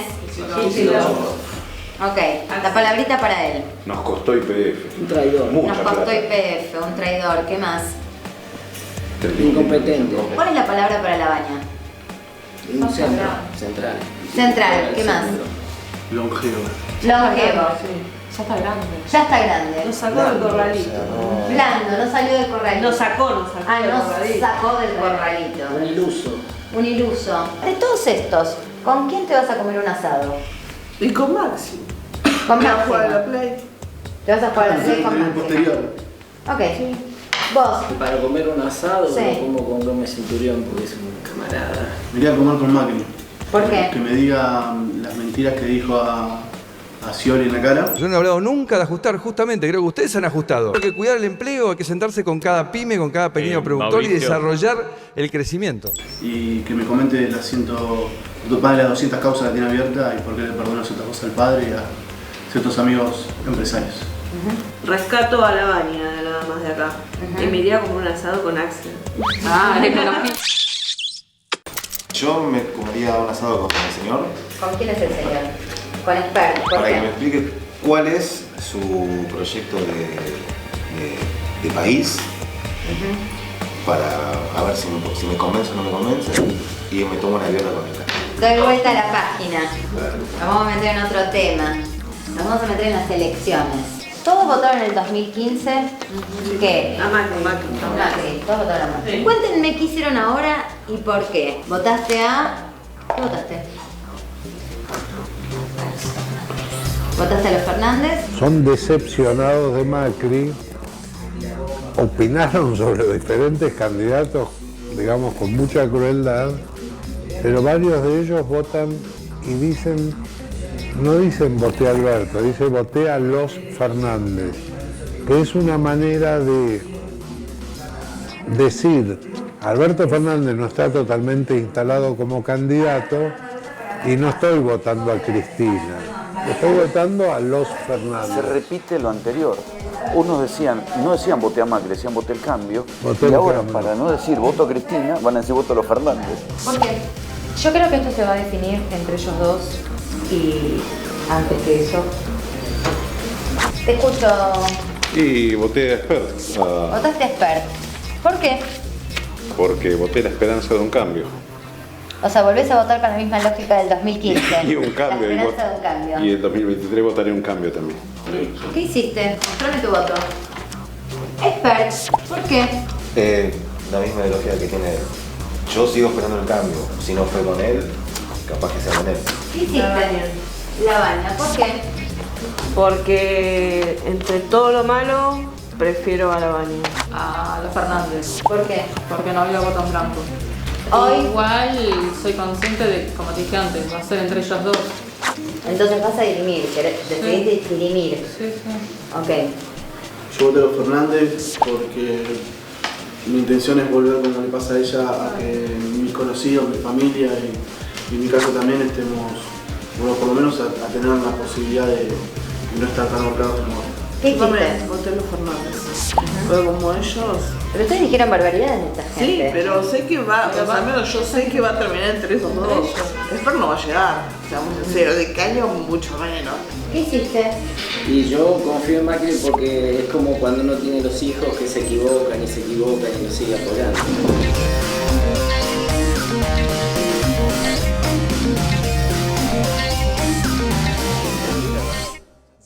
Bueno, la persona que con tanta paciencia coordinaba ese focus group es Sheila Vilker, a quien le agradecemos que haya venido y que nos haya tenido paciencia a nosotros para dejarnos espiar y filmar ese focus group, que eran de votantes de Macri 2015. Sí. ¿Te sorprendió sí, lo que decían? Mira, no, la verdad... A mí sí, pero bueno, ¿cómo que no? Bueno, perdón. ¿Estás aburrida perdón, de hacerlo? No, a ver, primero déjame decirte dos cosas. La primera es, más que paciencia, gusto. Es algo que hago con gusto, no con paciencia. Pero eso es como una maestra los coordina, los tiene como una orquesta, los tenías ahí hablando. No, bueno, no. A ver, la idea es dejar que fluya lo que aparece y nada, permitir que por ahí hablen un poco más los más tímidos, frenar a los que quieren por ahí liderar la opinión, que es algo que pasa, porque una de las cosas que nosotros miramos es cómo se van formando corrientes de opinión, cómo es la palabra de uno, a ver cómo prenden unos y en otros, ¿no? Esta cosa de hacer discurso social, ¿no? Estas ideas, digo, prende, no prende, viste que muchos decían cosas y otros decían, como dijo, sí, como dijo ella o como dijo él, ¿no? O sea, como que vos ves que son ideas que van calando. Y la otra cosa que por ahí para comenzar, además del gusto por hacerlo, es el respeto por los participantes, porque además cuando uno hace este laburo, lo que ve son opiniones muy disímiles. Claro. Y son opiniones con las que uno, digo, que van desde cosas que a uno le parecen, pero ¿y esto cómo? Explícamelo. O sea, ¿por qué pensás esto? Hasta cosas que parecen obvias o Eso discursos... es la opinión de la gente en estado puro. Porque supongo que cuando vos vas sumando diferentes focus group y empezás a encontrar una tendencia de opinión, eso no se mide en los porcentajes de las encuestas. No, exactamente. Y de hecho, bueno, acá estamos viendo un grupo, pero esto para que funcione tiene que ser con varios grupos. Un estudio con grupos focales es con varios. Entonces va sumando como las distintas capas de opinión que van apareciendo en los distintos segmentos. ¿Qué venís viendo? ¿Qué vengo viendo? Bueno, vengo viendo desde hace ya varios años que, por ejemplo, que es muy difícil juntar segmentos por clase social y no contemplar el segmento político, porque es muy difícil sentar una mesa hoy segmentos duros kirchneristas y segmentos duros macristas, por ejemplo. O sea, la grieta no es un invento de los periodistas. La grieta no es un invento, se ve en la mesa del grupo focal muy fluidamente. Esta es una primera cuestión. Entonces, uno lo que empieza a ver, empiezas a trabajar con segmentos que son, digo, que los unen determinada En este caso era votante de Macri 2015. Exactamente. ¿A vos te sorprendió que hubiera tan pocos que se mantuvieran fieles a Macri en primera vuelta, aunque después fueran a votar por Macri en segunda? Bueno, porque hay un tema ahí que Macri termina siendo una opción de balotaje, ¿no? Una opción final para muchos de estos participantes. Que son no para todos gente de clase media con laburo, pero preocupado por su futuro. Sí, gente que que en estos últimos años se ajustó el cinturón, ¿no? Es la perfecta clase media, te diría clase media por excelencia del conurbano. Es una clase media muy sufrida. Que dice, no prendí la estufa todavía y estábamos en el momento del frío, cuando hicimos la nota. Sí, otro que dice corté, recién hace un ratito se estaba hablando de la obra social, corté, di de baja la obra social. Los padecimientos, los sacrificios no son los del hambre, no es gente que pasa hambre, pero no obstante eso padece esa escena, bueno, la escena de la chiqui, ¿no? Y la escena empieza a del haber un ajuste. correlato entre política y vida cotidiana. Lo que vos votás tiene una consecuencia en tu vida cotidiana. Totalmente. Yo lo que te diría es que hoy el votante argentino eso lo sabe. Lo tiene, aun cuando sea totalmente desinteresado por el mundo de la política, sabe que la política de alguna manera va a tener alguna clase de incidencia sobre su cotidiano, ¿no? Sin embargo, todos ellos estaban muy antipolítica. Yo te decía, casi parece tan cerca del que se vayan todos, porque no les gustaba nada, ni Macri ni Cristina. Solo rescataban este segmento, clase media urbana, rescataban un poquito Espert, pero... Sí, y Espert no por su propuesta, sino porque aparece como la posibilidad de un nuevo cambio, bueno, a ver, aires nuevos, ¿no? Te dicen. Sí, y ahí ves esta cosa, ¿no? Como Espert hoy empieza a capitalizar un voto también más antipolítica, ¿no? O de mucho enojo con la política. Sí, es así. O sea, ¿te sorprende que haya enojo de la sociedad con la política? O sea, ¿por qué no habría de haberla? ¿Por qué no habría de haber ese enojo? O sea, esto que nosotros estamos viendo... Porque los enojos con la política tienen que ver cuando hay una clase política que chorea en conjunto, los dos partidos, que eso en Brasil, suponete, había chorro en todos los partidos y ahí... Es gente que le dijo que no en el 2015 al kirchnerismo. Digo, hoy... Por la cuestión de la corrupción. Por la cuestión de la corrupción u otros motivos que había en ese momento. Ahí te esgrimieron uno de los argumentos que era, no queremos las políticas sociales. ¿No? O sea, la política social, ¿sabés qué? La banco yo, decía uno. Y estaba enojado con este gobierno porque este gobierno no recortó las políticas sociales. Y ahí se ve cómo incidió el discurso experto. Fíjate que, yo lo decía en la editorial recién, el Macri 2015 decía, yo voy a conservar las políticas sociales. El Macri 2019 nunca va a decir eso, o lo va a decir en la campaña electoral y después no lo va a hacer, porque parece que hay un discurso antiestatista que ha calado mucho inesperadamente en estos años. Es cierto eso, es cierto. El discurso antiestatista caló muy fuerte. O sea, no solo antipolítica, también antiestatista, las dos cosas. Con los empleados públicos, o sea, los sindicatos, los planes. Sí, esta idea muy fuerte que está bastante instalada, que es nosotros, la ciudadanía, bancamos a estos. Bancamos a y aparece la idea del parásito, ¿no? Cuando aparece el zoológico, ¿no? La figura del parásito, del que chupa sangre, del que te explota en definitiva, ¿no? Entonces, no, a ver, no... Entiendo que te sorprenda, o sea, a mí no me sorprende por la propia dinámica, me parece que sí, digo, lo que vos ves ahí son como las líneas de fuerzas argumentales, y lo que ves con mucha claridad es esto que va a pasar en un segmento del electorado, que es este voto con un rechazo generalizado por todos los actores, que es algo que, digo, nosotros lo venimos viendo hace como un año y cada vez está más fuerte. O sea, vos fíjate que casi todos los votantes, cuando hablaban de los candidatos que después se develó a quién votaban, no había una palabra... Previamente los destrozaron. Los destrozaron. También a Macri. Fueron votantes de Macri y destrozan a Macri. Destrozan a Macri, destrozan a Cristina, destrozan a Alberto, destrozan a Lilita, destrozan a toda la tira completa. O sea... Sí, en un momento, no sé si quedó en la nota, que decían que Lilita era como la chimentera de los paneles. Sí, me acuerdo. Sí, alguien ahí, no creo que no con la nota, pero aparece este discurso de lo que dice después no se termina de probar. Entonces, también nos encontramos con digo, a ver, por lo general la sociedad en general no son ultra informados. Saben, están informados, pero no son ultra informados. Daniel, ¿te sorprende esto? No, la verdad que no. Yo creo que está quebrada la relación entre la sociedad con la política. Quebrada, no solo en los sectores medios, sino también en los sectores más pobres. A mí me parece que una parte de la sociedad le había creído al gobierno, dejó de creerle, pero no le cree nada a la política, nada de nada. Después termina votando porque dice, hay que votar por acá o por allá, pero hay un quiebre muy profundo. Y hay una demanda, por lo menos sobre mí, cada vez que camino, que voy a un barrio, a un centro comercial, y es, ¿qué van a hacer? Decime concretamente qué es lo que van a hacer el 10 de diciembre. De verdad, decime. Yo creo que, si bien está claro que está instalada la grieta... Que en esa pregunta está la desconfianza. Decime de verdad qué van a hacer, porque van a decir una zaraza y después no... Mira, yo lo veo... Yo tengo la mitad de la cabeza académica y la mitad política. Cuando doy una conferencia como académico, alguien levanta la mano y me pregunta sobre lo que dije. Cuando alguien me ve como político, se me acerca y dice, lo estoy mirando a ver si puedo confiar en usted.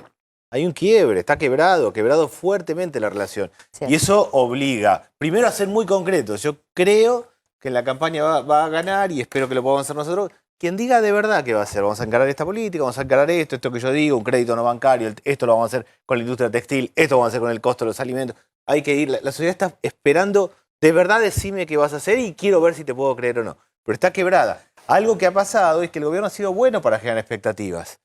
Para mí, la elección del 2017, yo fui electo diputado en esta, es como un matrimonio que lleva 2 años, que uno dice esto no va mal, pero son 2 años, vamos a ponerle pila. Lo que le dijo la sociedad al gobierno no es que va bien. Llevamos 2 años, veo que no va bien, pero vamos que lo sacamos, son 2 años nada más. Luego se quebró esa relación. Ahora, quedan nosotros, para mí la pelota está en quienes somos opositores, en que de verdad contemos qué vamos a hacer, qué políticas vamos a encarar. La sociedad nos está pidiendo, decime de verdad qué vas a hacer. Sí, Fer.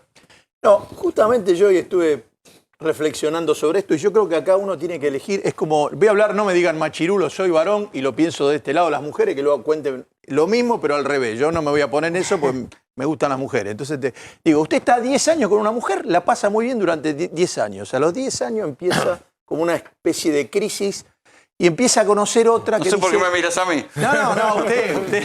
No sé por qué me está mirando. 10 años, no sé si llega a 10 años, usted nunca.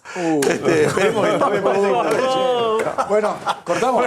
Entonces, vienen 10 años, está ahí uno, y a los 10 años conoce a otra mujer que dice, ¿cómo te va? Te dice, sí, me va bien, pero la verdad que en algunas cosas es medio hincha. Esos 2 últimos años cree que apareció otra mujer que tiene todo lo bueno de la otra, pero algunas cosas que le molestan no las tiene. Entonces ahí me parece que encontré la mujer de mi vida. Se separa y se casa con la nueva. Y en pasa los lo que 3 siempre pasa. Lo que pasa. La que viene es peor. La que viene es peor. Bien, tiene 3 años con esta mujer que dice lo que tenía la otra no lo tiene y encima está delirando total y se termina por separar. Y ahora le dicen, no, mire, usted tiene que elegir entre estas 2 mujeres. Yo tengo la teoría que siempre la última que molestó, la última que nos hizo sufrir, está más como que uno le hace así.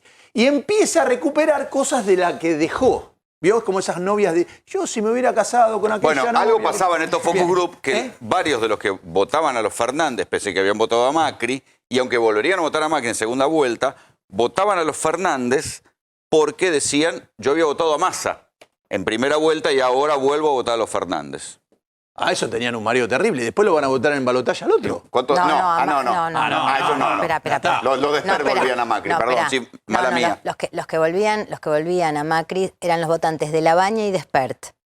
Volvían a Macri los de Labaña y de Esper. Por Exactamente. eso, Segunda pero vuelta. es cierto que la última impresión de lo que nos empezamos a ver con mejores ojos de aquella época, que no era tan malo, porque digo, esto, lo que a mí me asombra es las encuestas, yo no sé, usted trabaja con esto, que en una semana parece que Macri subió 10 puntos. Digo, pero ni nadie cae en una semana 10 puntos, ni sube 10 puntos una semana. Eso me parece que tiene algún tipo de intencionalidad, ¿no? A ver, la opinión pública es voluble. O sea, hay movimientos. Digo, y de hecho, cuando uno hace traqueos diarios, o sea, vas haciendo mediciones diarias, vas viendo cómo se va corriendo. Digo, es cierto que el gobierno venía en una pequeña Reacción. mejora. Yo no estoy viendo, o por lo menos mis números no están expresando esta última, no sé, como esta última contrapicada que de estos últimos días que se está contando en los medios. Yo eso no lo estoy, En los no lo focus estoy viendo. vos seguís viendo, y solo hace tiempo nos venís diciendo que hay una resistencia a Macri. Incluso de gente que lo había votado. Bueno, ¿no? La resistencia. lo viste con claridad. O sea, hay una... Y yo mucho no te creía. O sea, yo creo que acá la pregunta es, ¿Macri activó o no activó el cambio? Y me parece que ¿qué significaba ese cambio? Porque también, digo, cuando nosotros testeábamos todas estas cosas en el 2015, la idea de cambio que flotaba no es la misma idea que aparece hoy con la idea de cambio. Porque además era algo que cuando vos preguntabas, bueno, ¿pero qué significa cambio? Y además que el valor de la promesa, difícil. una vez que vos faltaste a tu palabra, el valor de la promesa es otro. Macri prometió una serie de cosas, no cumplió. ¿Cómo puede volver a prometer sin que la gente no piense que va a volver a mentir? Y fue una campaña además con promesas que hoy la gente recuerda, porque fueron promesas muy bien formuladas en términos de marketing. Entonces, pobreza cero, como que era una promesa de campaña, tiene una recordación altísima. Cuando No dijo es como- nadie va a perder lo que tiene, nadie va a perder su beneficio. Está bien, pero no además, vamos a pagar a ver, ganancias. hay una cuestión que tiene que ver con el peso de la realidad, que es, te dicen, 30.000 pesos para una familia de 4 integrantes, los padres y 2 hijos, 30.000 pesos es el límite para ser pobre o no ser pobre. Y ya, si es una familia de 4, en 50.000 pesos está pagando impuesto a la ganancia. En Y si 39. es soltero, en 38. Es una locura. Digo, hay una cuestión de la realidad. Cuando está todo mal armado, por más que a usted le diga, no, el dólar paró, la cosa va mejor, las palabras me parece que hay un momento que no. No, pero pará, pero además de eso, a ver, la paz cambiaria, la estabilidad cambiaria se siente. O sea, por lo menos dejó de ser una preocupación. Lo que nosotros vemos cuando hacemos grupos focales, no sé, los días que hay cimbronazos o la semana que hay cimbronazos con el dólar, vos no sabés cómo se ve eso. Sí. Recontra. Hay una... Cuando se suelta el dólar empieza el... Absolutamente. Aún en sectores Entonces, que no compran dólares, aún en los sectores Por más. supuesto, porque a ver, Dólares la ciudadanía sabe que si aumenta el dólar va a tener un impacto directo en su bolsillo. Básicamente porque liga aumento del dólar con inflación y aumento de precios. Hay una relación lineal. Y de hecho lo sabe el gobierno porque hoy el ministro de Hacienda, Nicolás Dujovne, fue muy claro. Dijo, si ganamos las PASO, vamos a bajar la inflación. Lo dijo hoy. Mirá, el gobierno sabe eso, Rolo, sabe muy bien eso. Sí, por supuesto. Y ahí, digo, me parece que, digo, lo ves también cuando indagamos principales problemas, cuando hay momentos de dólar inestable, lo primero que te aparece es inflación. Acá vos fíjate que lo primero que apareció fueron como principales problemas fue pobreza, desempleo, bueno, y recién un poquito más tarde, inflación y aumento de precios. ¿Cómo está el voto de los trabajadores? Porque los trabajadores en un momento dado, parte de los trabajadores terminaron votando a Macri en 2015. ¿Qué pasa con los trabajadores calificados, que son también en tu gremio, los que pagan ganancias? ¿Qué pasa ahora? Y hay muchísimo descontento. Y es generalizado el descontento porque en un momento vieron esa esperanza, que entendieron que era una posibilidad real con respecto a las ganancias, que a nosotros nos impactó muy fuerte y nos sigue impactando. La industria minera, por suerte, no ha tenido ese impacto fuerte, pero sí unos proveedores, muchas pymes que han sufrido esta problemática, que también han caído, y hay un descontento generalizado. O sea, de parte de nosotros, los trabajadores, vemos... O sea, en la crema de los trabajadores también hay descontento, aunque votaron contra Cristina en su momento. Claro, también hay un descontento directo porque ven que no sigue avanzando la situación o que no se compone. Y además que nosotros tenemos un sector que es finito el trabajo. O sea, arranca un proceso minero y sabemos que en unos años va a terminar. Entonces, si no hay una recomposición y una capacidad de poder tener ahorro, de poder invertir, estamos cayendo en un pozo que nos complica directamente. Sí, Daniel. No, yo creo que una de las cosas que leo de los Focus es la idea que la gente se siente sola, que el Estado se corrió, o que en todo caso el Estado está para o que el Estado está para meter la mano en el bolsillo. O para meter la mano en el bolsillo o para los planes, que son las dos cosas que generan tensión. Esa idea de que el Estado se corrió yo lo veo en la vida cotidiana. Cada uno tiene que ir por la libre, encontrar la vuelta a lo que sale, y ahí sale lo mejor y lo peor. El pibe que se mata estudiando, el que vende droga, el que va al trueque, el que se endeuda, cada uno siente que tiene que ir por la libre. La sensación para mí no es solo de ruptura con Macri o con la política, que está solo, que el Estado no está o eventualmente está para otro. Por eso la reconstrucción tiene que venir con un Estado que acompañe y que haga política activa. No, coincido plenamente con lo que dice Daniel. Se ve con mucha claridad también en otras expresiones, por ahí digo, no se vio en este grupo, pero es algo muy presente que es, y ellos no nos dan nada.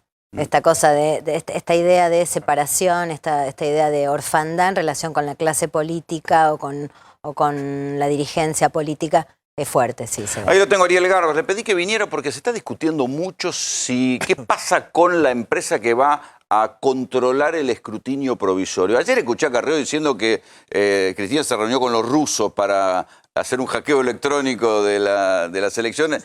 A mí me pareció raro porque dije, finalmente boleta electrónica no hay. Pero hay dudas sobre la empresa y falló el simulacro del escrutinio. ¿Qué es lo que está pasando? Traducido a los que no entendemos nada de esto. Bueno, ahí tenemos en pantalla la ficha técnica del software que va a transmitir todos los votos de los argentinos desde 15.000 escuelas en todo el país hacia los 2 centros de cómputo, porque ahora por primera vez va a haber 2 centros de cómputo, el de Barracas y otro en Monte Grande. Ambos van a recibir todos nuestros votos, pero antes van a tramitar esos votos a través de ese software que la propia empresa, fíjate esto que está señalado... Con la flechita esa. Con esa flecha. Intervenida ahí. Sí, intervenida.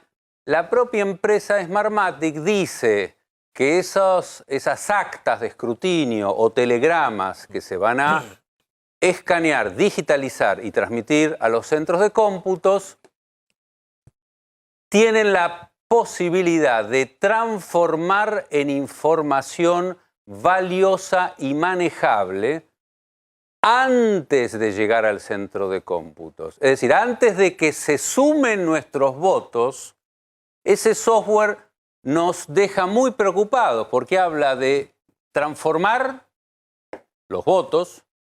¿En qué lo va a transformar? Los votos son votos. Y de que son manejables. Realmente no se entiende pero el primer simulacro falló. Eso. Lo que falló es la conectividad, el software no. Falló la conectividad. ¿Qué quiere decir? Falló la conexión entre las computadoras de las escuelas y el servidor central en el centro de cómputos. Mañana van a hacer otra prueba, ambas pruebas sin presencia de los fiscales de los partidos políticos. Pruebas Hoy donde... Adrián Pérez, que es el responsable de todo esto de parte del Ministerio del Interior, dijo que las críticas eran malintencionadas. No, para nada. Esto es una prueba que la tomó el fiscal Dilelo. El fiscal Dilelo es el fiscal federal electoral Fiscalía número 1. Me citó a mí por una denuncia de un periodista en el mes de enero ya por este software. Yo presenté esa prueba, es la documentación del software, y lo que más preocupa y por lo cual existe esa posibilidad de manipulación de los datos es que ese software finalmente, el código fuente, es secreto. Se llama código fuente propietario. No puede ser fiscalizado. Los peritos en informática no pueden fiscalizar un software cuyo código fuente es propietario. Es como que yo te pida a vos que fiscalices el software del Word, del Excel o del PowerPoint. Es imposible. Vos tenés que saber las instrucciones, tenés que poder leer las instrucciones. Como no las podés leer, no podés fiscalizar. Y como no podés fiscalizar, hay violación del artículo 108 de la Ley Nacional Electoral que dice claramente que los partidos políticos tienen que poder verificar todo software que se utilice en las elecciones. Y como no se puede verificar, directamente es un software ilegal. No, sin discutir si con esto se puede hacer fraude o no. Bueno, pero porque estamos discutiendo todo esto porque hay temor de que haya un fraude. ¿Hay una posibilidad de que sea fraude? Y las posibilidades te las dan dos elementos. Primero, que no sabes lo que hace el software. No lo sabes. Entonces... ¿No tiene que contar votos? No, es el software que transmite los votos. No los cuenta. No los cuenta. Datos, es el hace de correo. Hace de correo. Y en la transmisión te lo puede modificar, te puede agregar un 10, te puede agregar un 5. ¿Cómo se hizo las elecciones desde que volvió la democracia? Desde 1983 que ganó Alfonsín. Todos los partes de escrutinio se transmitían de las 400 oficinas del correo. ¿Cómo se transmitían? Por el sistema de telegramas que tenía...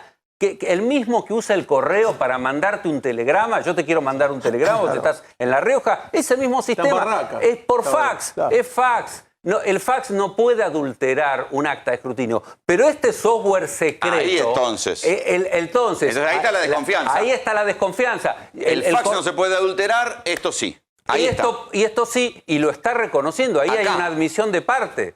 Es acá. Después del aula, en el proceso de escaneo... Acá es donde vos decís que se puede adulterar. Ahí arriba, fíjate, arriba es como votamos siempre. Sí. Arriba. Va el camioncito, se lleva las actas, la lleva al centro de cómputo y si el camioncito está en el interior del país, no puede llegar a la noche en 1 o 2 horas, se faxean. Desde 400 centros en todo el país, se faxean las 90.000 actas hacia el centro de cómputo. Así se hizo hasta ahora. Abajo tenés cómo se va a hacer en el futuro. Entonces, en lugar de fax van a escanear. Las van a escanear con ese software. ¿Y por qué se puede adulterar esto que está escaneado si es un PDF?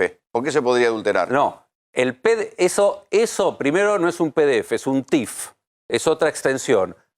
Es la extensión en principio que tiene cualquier escáner que escanea y manda.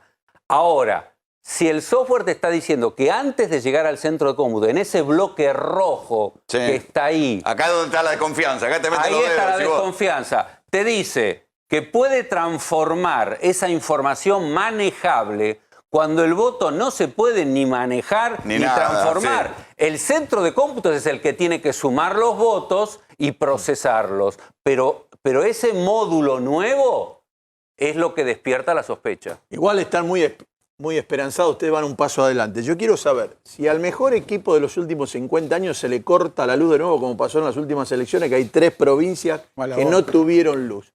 Digo, ¿es lo mismo que haya pasado esto? Te agradezco la pregunta, porque ahí vamos. Explota todo. Segunda novedad de estas elecciones que nunca existieron antes. 2 centros de cómputos. Uno en Barracas, otro en Monte Grande. ¿Qué explicación dio el gobierno? 3 posibilidades. Que en Barracas haya una amenaza de bomba.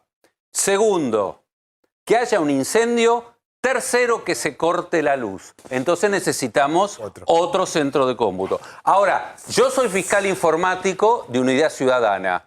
yo no me puedo dividir. Yo no puedo estar en Monte Grande y en Barracas. Si se corta en uno, a la vez. otra... Que si se corta me tengo que ir corriendo hasta Monte Grande a ver qué van a hacer allá. Los dos Tiene que tener 2 fiscales.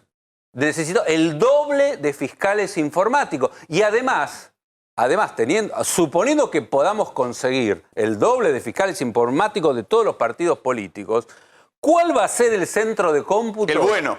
El bueno, ¿y cuál va a ser el malo? Pero, perdón, el correo cuando transmitía antes, ¿necesitaba luz o se podía transmitir aún sin luz? Muy bueno eso. El correo, las oficinas de ¿Por qué no sale por los pueblos a hacer un dúo cómico? ¿Por qué no salen por los pueblos? Vamos a hacer un dúo. Cambio de mujer. Perfecto. Claro. No me gustó lo de mujer, después lo charlamos. Me gustó todo. Los centros de correo tenían unidades de energía, por si se cortaba la luz, que se ponían especialmente para ese caso. ¿Sí? También, a ver, yo estuve en la última elección nacional, estuve trabajando toda la noche en el centro de cómputo del correo y había también equipos electrógenos. Y además estaba tan protegido por la fuerza de seguridad ese edificio, que no jodía a nadie. mucho más que la Casa Rosada, que el Cuerpo Primero de Ejército. Entonces, a ver, amenaza de bomba, intento de incendio, descartado. Y que se corte la luz, estaban los grupos electrógenos. O sea, son excusas para poner otro centro de cómputo, para... Esto te da confianza, vos. ¿Y qué te parece? Nos están complicando la fiscalización porque el software es propietario, porque nos ponen 2 centros de cómputos y porque encima la ficha técnica de la propia empresa Smartmatic dice que puede transformar y manejar esa información. Ariel, gracias por venir. Vamos a empezar a hablar de algo que se conoció hoy y que tiene que ver con el dictamen del hundimiento del Ara San Juan. Lo de Aldo Rico con los caras pintadas es historia vieja. Yo creo que no hay que sacarlo de eso. Pasó. Fue un acontecimiento chiquito en la historia. ¿Cómo chiquito, ministro? Y sí, no tuvo ninguna implicancia. Ministro, puso en jaque a la democracia. Superado, Pero fue un movimiento que puso en jaque a la democracia. Incipiente en tiempos de Alfonsín. No, yo no creo que haya puesto en jaque a la democracia. ¿Qué está pasando en la discusión parlamentaria sobre qué sucedió con el hundimiento del submarino Ara San Juan? Porque una de las cosas que uno estamos viendo es que no avanza hacia ningún lado y que hay presiones de parte del gobierno para quitarle responsabilidad a Óscar Aguad, al ministro de Defensa, que tantos papelones hizo a lo largo de la desaparición del submarino. Valeria Carreras es abogada de buena parte de las víctimas del submarino. ¿Qué está pasando? ¿Qué es lo que nos está diciendo? Permitime, Rolando, decirte que represento a 31 familias porque unificamos las 2 querellas de la doctora Lorena Arias, que es la que impulsó... O sea, 31 de los 44. Sí, que impulsó el colectivo Ni un hundimiento más, es decir, que está muy vinculada con la temática marítima, ¿no? No estamos improvisando esto hoy. ¿Qué pasa con la Comisión Bicameral de Investigación? Está compuesta por políticos. Entonces, todos van a tener un interés siempre, una pugna por su interés especial, por su color político, ¿no están buscando por la su verdad? tendencia. Sí, pero es una verdad definitivamente, claro, definitivamente van a tener una mirada subjetiva. Lo que nos promete la independencia del Poder Judicial. En los papeles, se entiende, ¿no? Porque sabemos que cuando vamos a la vida no es así, porque todos tenemos una opinión subjetiva. Pero vamos a hablar de este hecho puntual. ¿La comisión para qué se creó? Para determinar las responsabilidades políticas. ¿Cuál fue el rumor que circuló esta semana? Que ellos habían logrado investigar, determinar y debatir sobre las responsabilidades materiales, eventualmente penales, de los partícipes que generaron este hecho. Eso no lo tiene que discutir la justicia. Exactamente, totalmente. No tendría validez, aunque ellos dijeran fulanito es culpable de tal cosa. Yo creo que acá estamos frente a una puja política y a un negociado de una carta vos, una carta yo y terminamos empatados. Bueno, ahí en el empate yo te diría que bueno, es evidente la responsabilidad del gobierno en no darse cuenta que el submarino estaba en malas condiciones. Totalmente. Pero hay que a la recordar vez que no le ese dicen submarino nada lo arregló de Nilda la Garré. media vida, tal cual. Nunca surge claramente La gestión de Nilda Garré fue que se terminó Exactamente. o la de Rossi. Rossi Los dos están y Nilda Garré están en el mismo gobierno que hizo la media vida. ¿sí? Y están en el Congreso. Nilda Garré pertenece a la comisión. investigadora bicameral. Entonces yo creo que ahí está eso. O sea que yo no te toco a vos, vos no me tocas a juez mí. y parte. Sí, si vos lo mirás desde el punto de vista si se logró investigar algo de la media vida, tendría que apartarse el día que tocan ese tema, no el día que pueden preguntar de otras cosas. Pero vos sabés que yo voy siempre a lo judicial. Esa es mi tarea, es mi rol. En el día de hoy, no lo dije en ningún lado todavía, presenté en el juzgado de Caleta Olivia porque finalmente fue ratificada la jueza, estuvimos 2 meses esperando eso, había sido recusada. Presenté que esta investigación que lleva casi 2 años es una investigación que se llama investigación de ilícito. Es decir, todavía no sabíamos... La nada misma, perdóname. Claro, todavía no sabíamos qué investigábamos, ¿no? Entonces, esto se llama, yo te lo digo para que la gente nos entienda, la calificación legal. ¿Qué estoy investigando? ¿Sí? Para mí, hoy presenté un pedido de calificación de delito y que se divida la causa en 2 partes. En 2 partes muy concretas que yo te lo voy a explicar muy fácil. Yo, antes del 15 de noviembre, te presté un auto a vos, ¿sí? Te dije, mira, no lo lleves a más de 100 porque no frena bien, ya sé que tomaste, pero te dejo ir igual, y no cruzar el General Paz, aunque en realidad no tengo la BTV de provincia. Yo ya me representaba que podías hacer todo eso y te iba a pasar algo. Entonces yo lo que hago es, quiero imputar e investigar el homicidio reiterado y agravado por el número de víctimas, 44, con dolo eventual. ¿Por qué? Porque hasta el 15 de noviembre del 2017 hubo una cadena de mandos que tuvo que prever que por el estado algo podía de la pasar. cosa, el estado de la cosa, y todo lo que te digo está probado, por el estado de la cosa, del material, por qué es lo que ¿Y esa nos venía cadena pasando. quién es? Esa cadena empieza ¿Desde por... Aguad a quién? Por supuesto que es de Aguad. Ahora vengo más un poquitito, déjame un minuto. Y el otro delito que quiero investigar, que pido investigar, es dividirlo en el tiempo. ¿Qué sucedió del 14 a la noche, cuando a las 23:30 se utiliza un celular, que es el último elemento de comunicaciones que en un submarino tenés permitido usar? Se llama al celular particular de un alto oficial de la Armada. ¿Qué querían decirle? ¿Feliz Navidad? ¡No! Estaban diciéndole algo importante. Yo digo que a partir de ese momento hay abandono de persona. ¿Qué es el abandono de persona? Esperá, ¿qué es el abandono de persona? No haber actuado con auxilio y diligencia. Ellos dicen, no, bueno, esperamos a que nos vuelvan a llamar. ¿Y por qué esperaron? Porque la cúpula no estaba. No estaba Aguad en el país, estaba en Canadá. No estaba Esrure en el país, estaba en Uruguay. No estaba López Maceo a cargo, estaba en Chaco.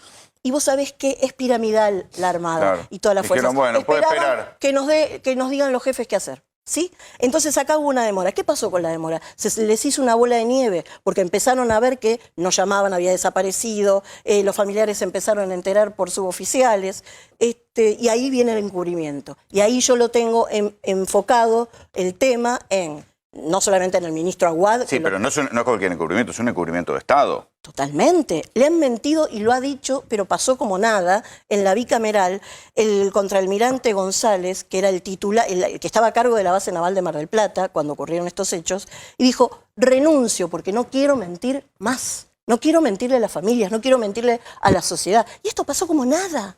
Se dijo en la bicameral, no hubo un fiscal de oficio que diga, vení acá y repetímelo. No, en la bicameral, porque no tiene entidad jurídica. Bueno, eso es lo que hicimos hoy. Las 31 familias pedimos a la jueza que divida los hechos en 2 ítems importantes. Lo que llevó la cadena de omisiones y de hechos que llevaron a que 44 tripulantes argentinos pierdan la vida. ¿Y qué sucedió? Que no los buscaron ni los auxiliaron en debido tiempo. Y para los que ahora me estén viendo y digan, bueno, sí, pero ya sabemos que esto explotó por una explosión anómala, no nuclear, que CTBO nos informó, ese día 15 a las 10 de la mañana, no hubiéramos podido hacer nada. Yo con el diario del lunes no me manejo. Valeria, gracias por venir. Gracias a ustedes. Nosotros nos vamos. Esto fue GPS. Le agradecemos a la gente de los panqueques de Hernán que nos manda comida para que podamos aguantar hasta esta hora. Ustedes, muchachos, se van como siempre al corralón del Joda. Qué bárbaro. Sí, señor. Gracias por venir a todos. Nos vamos. Chao.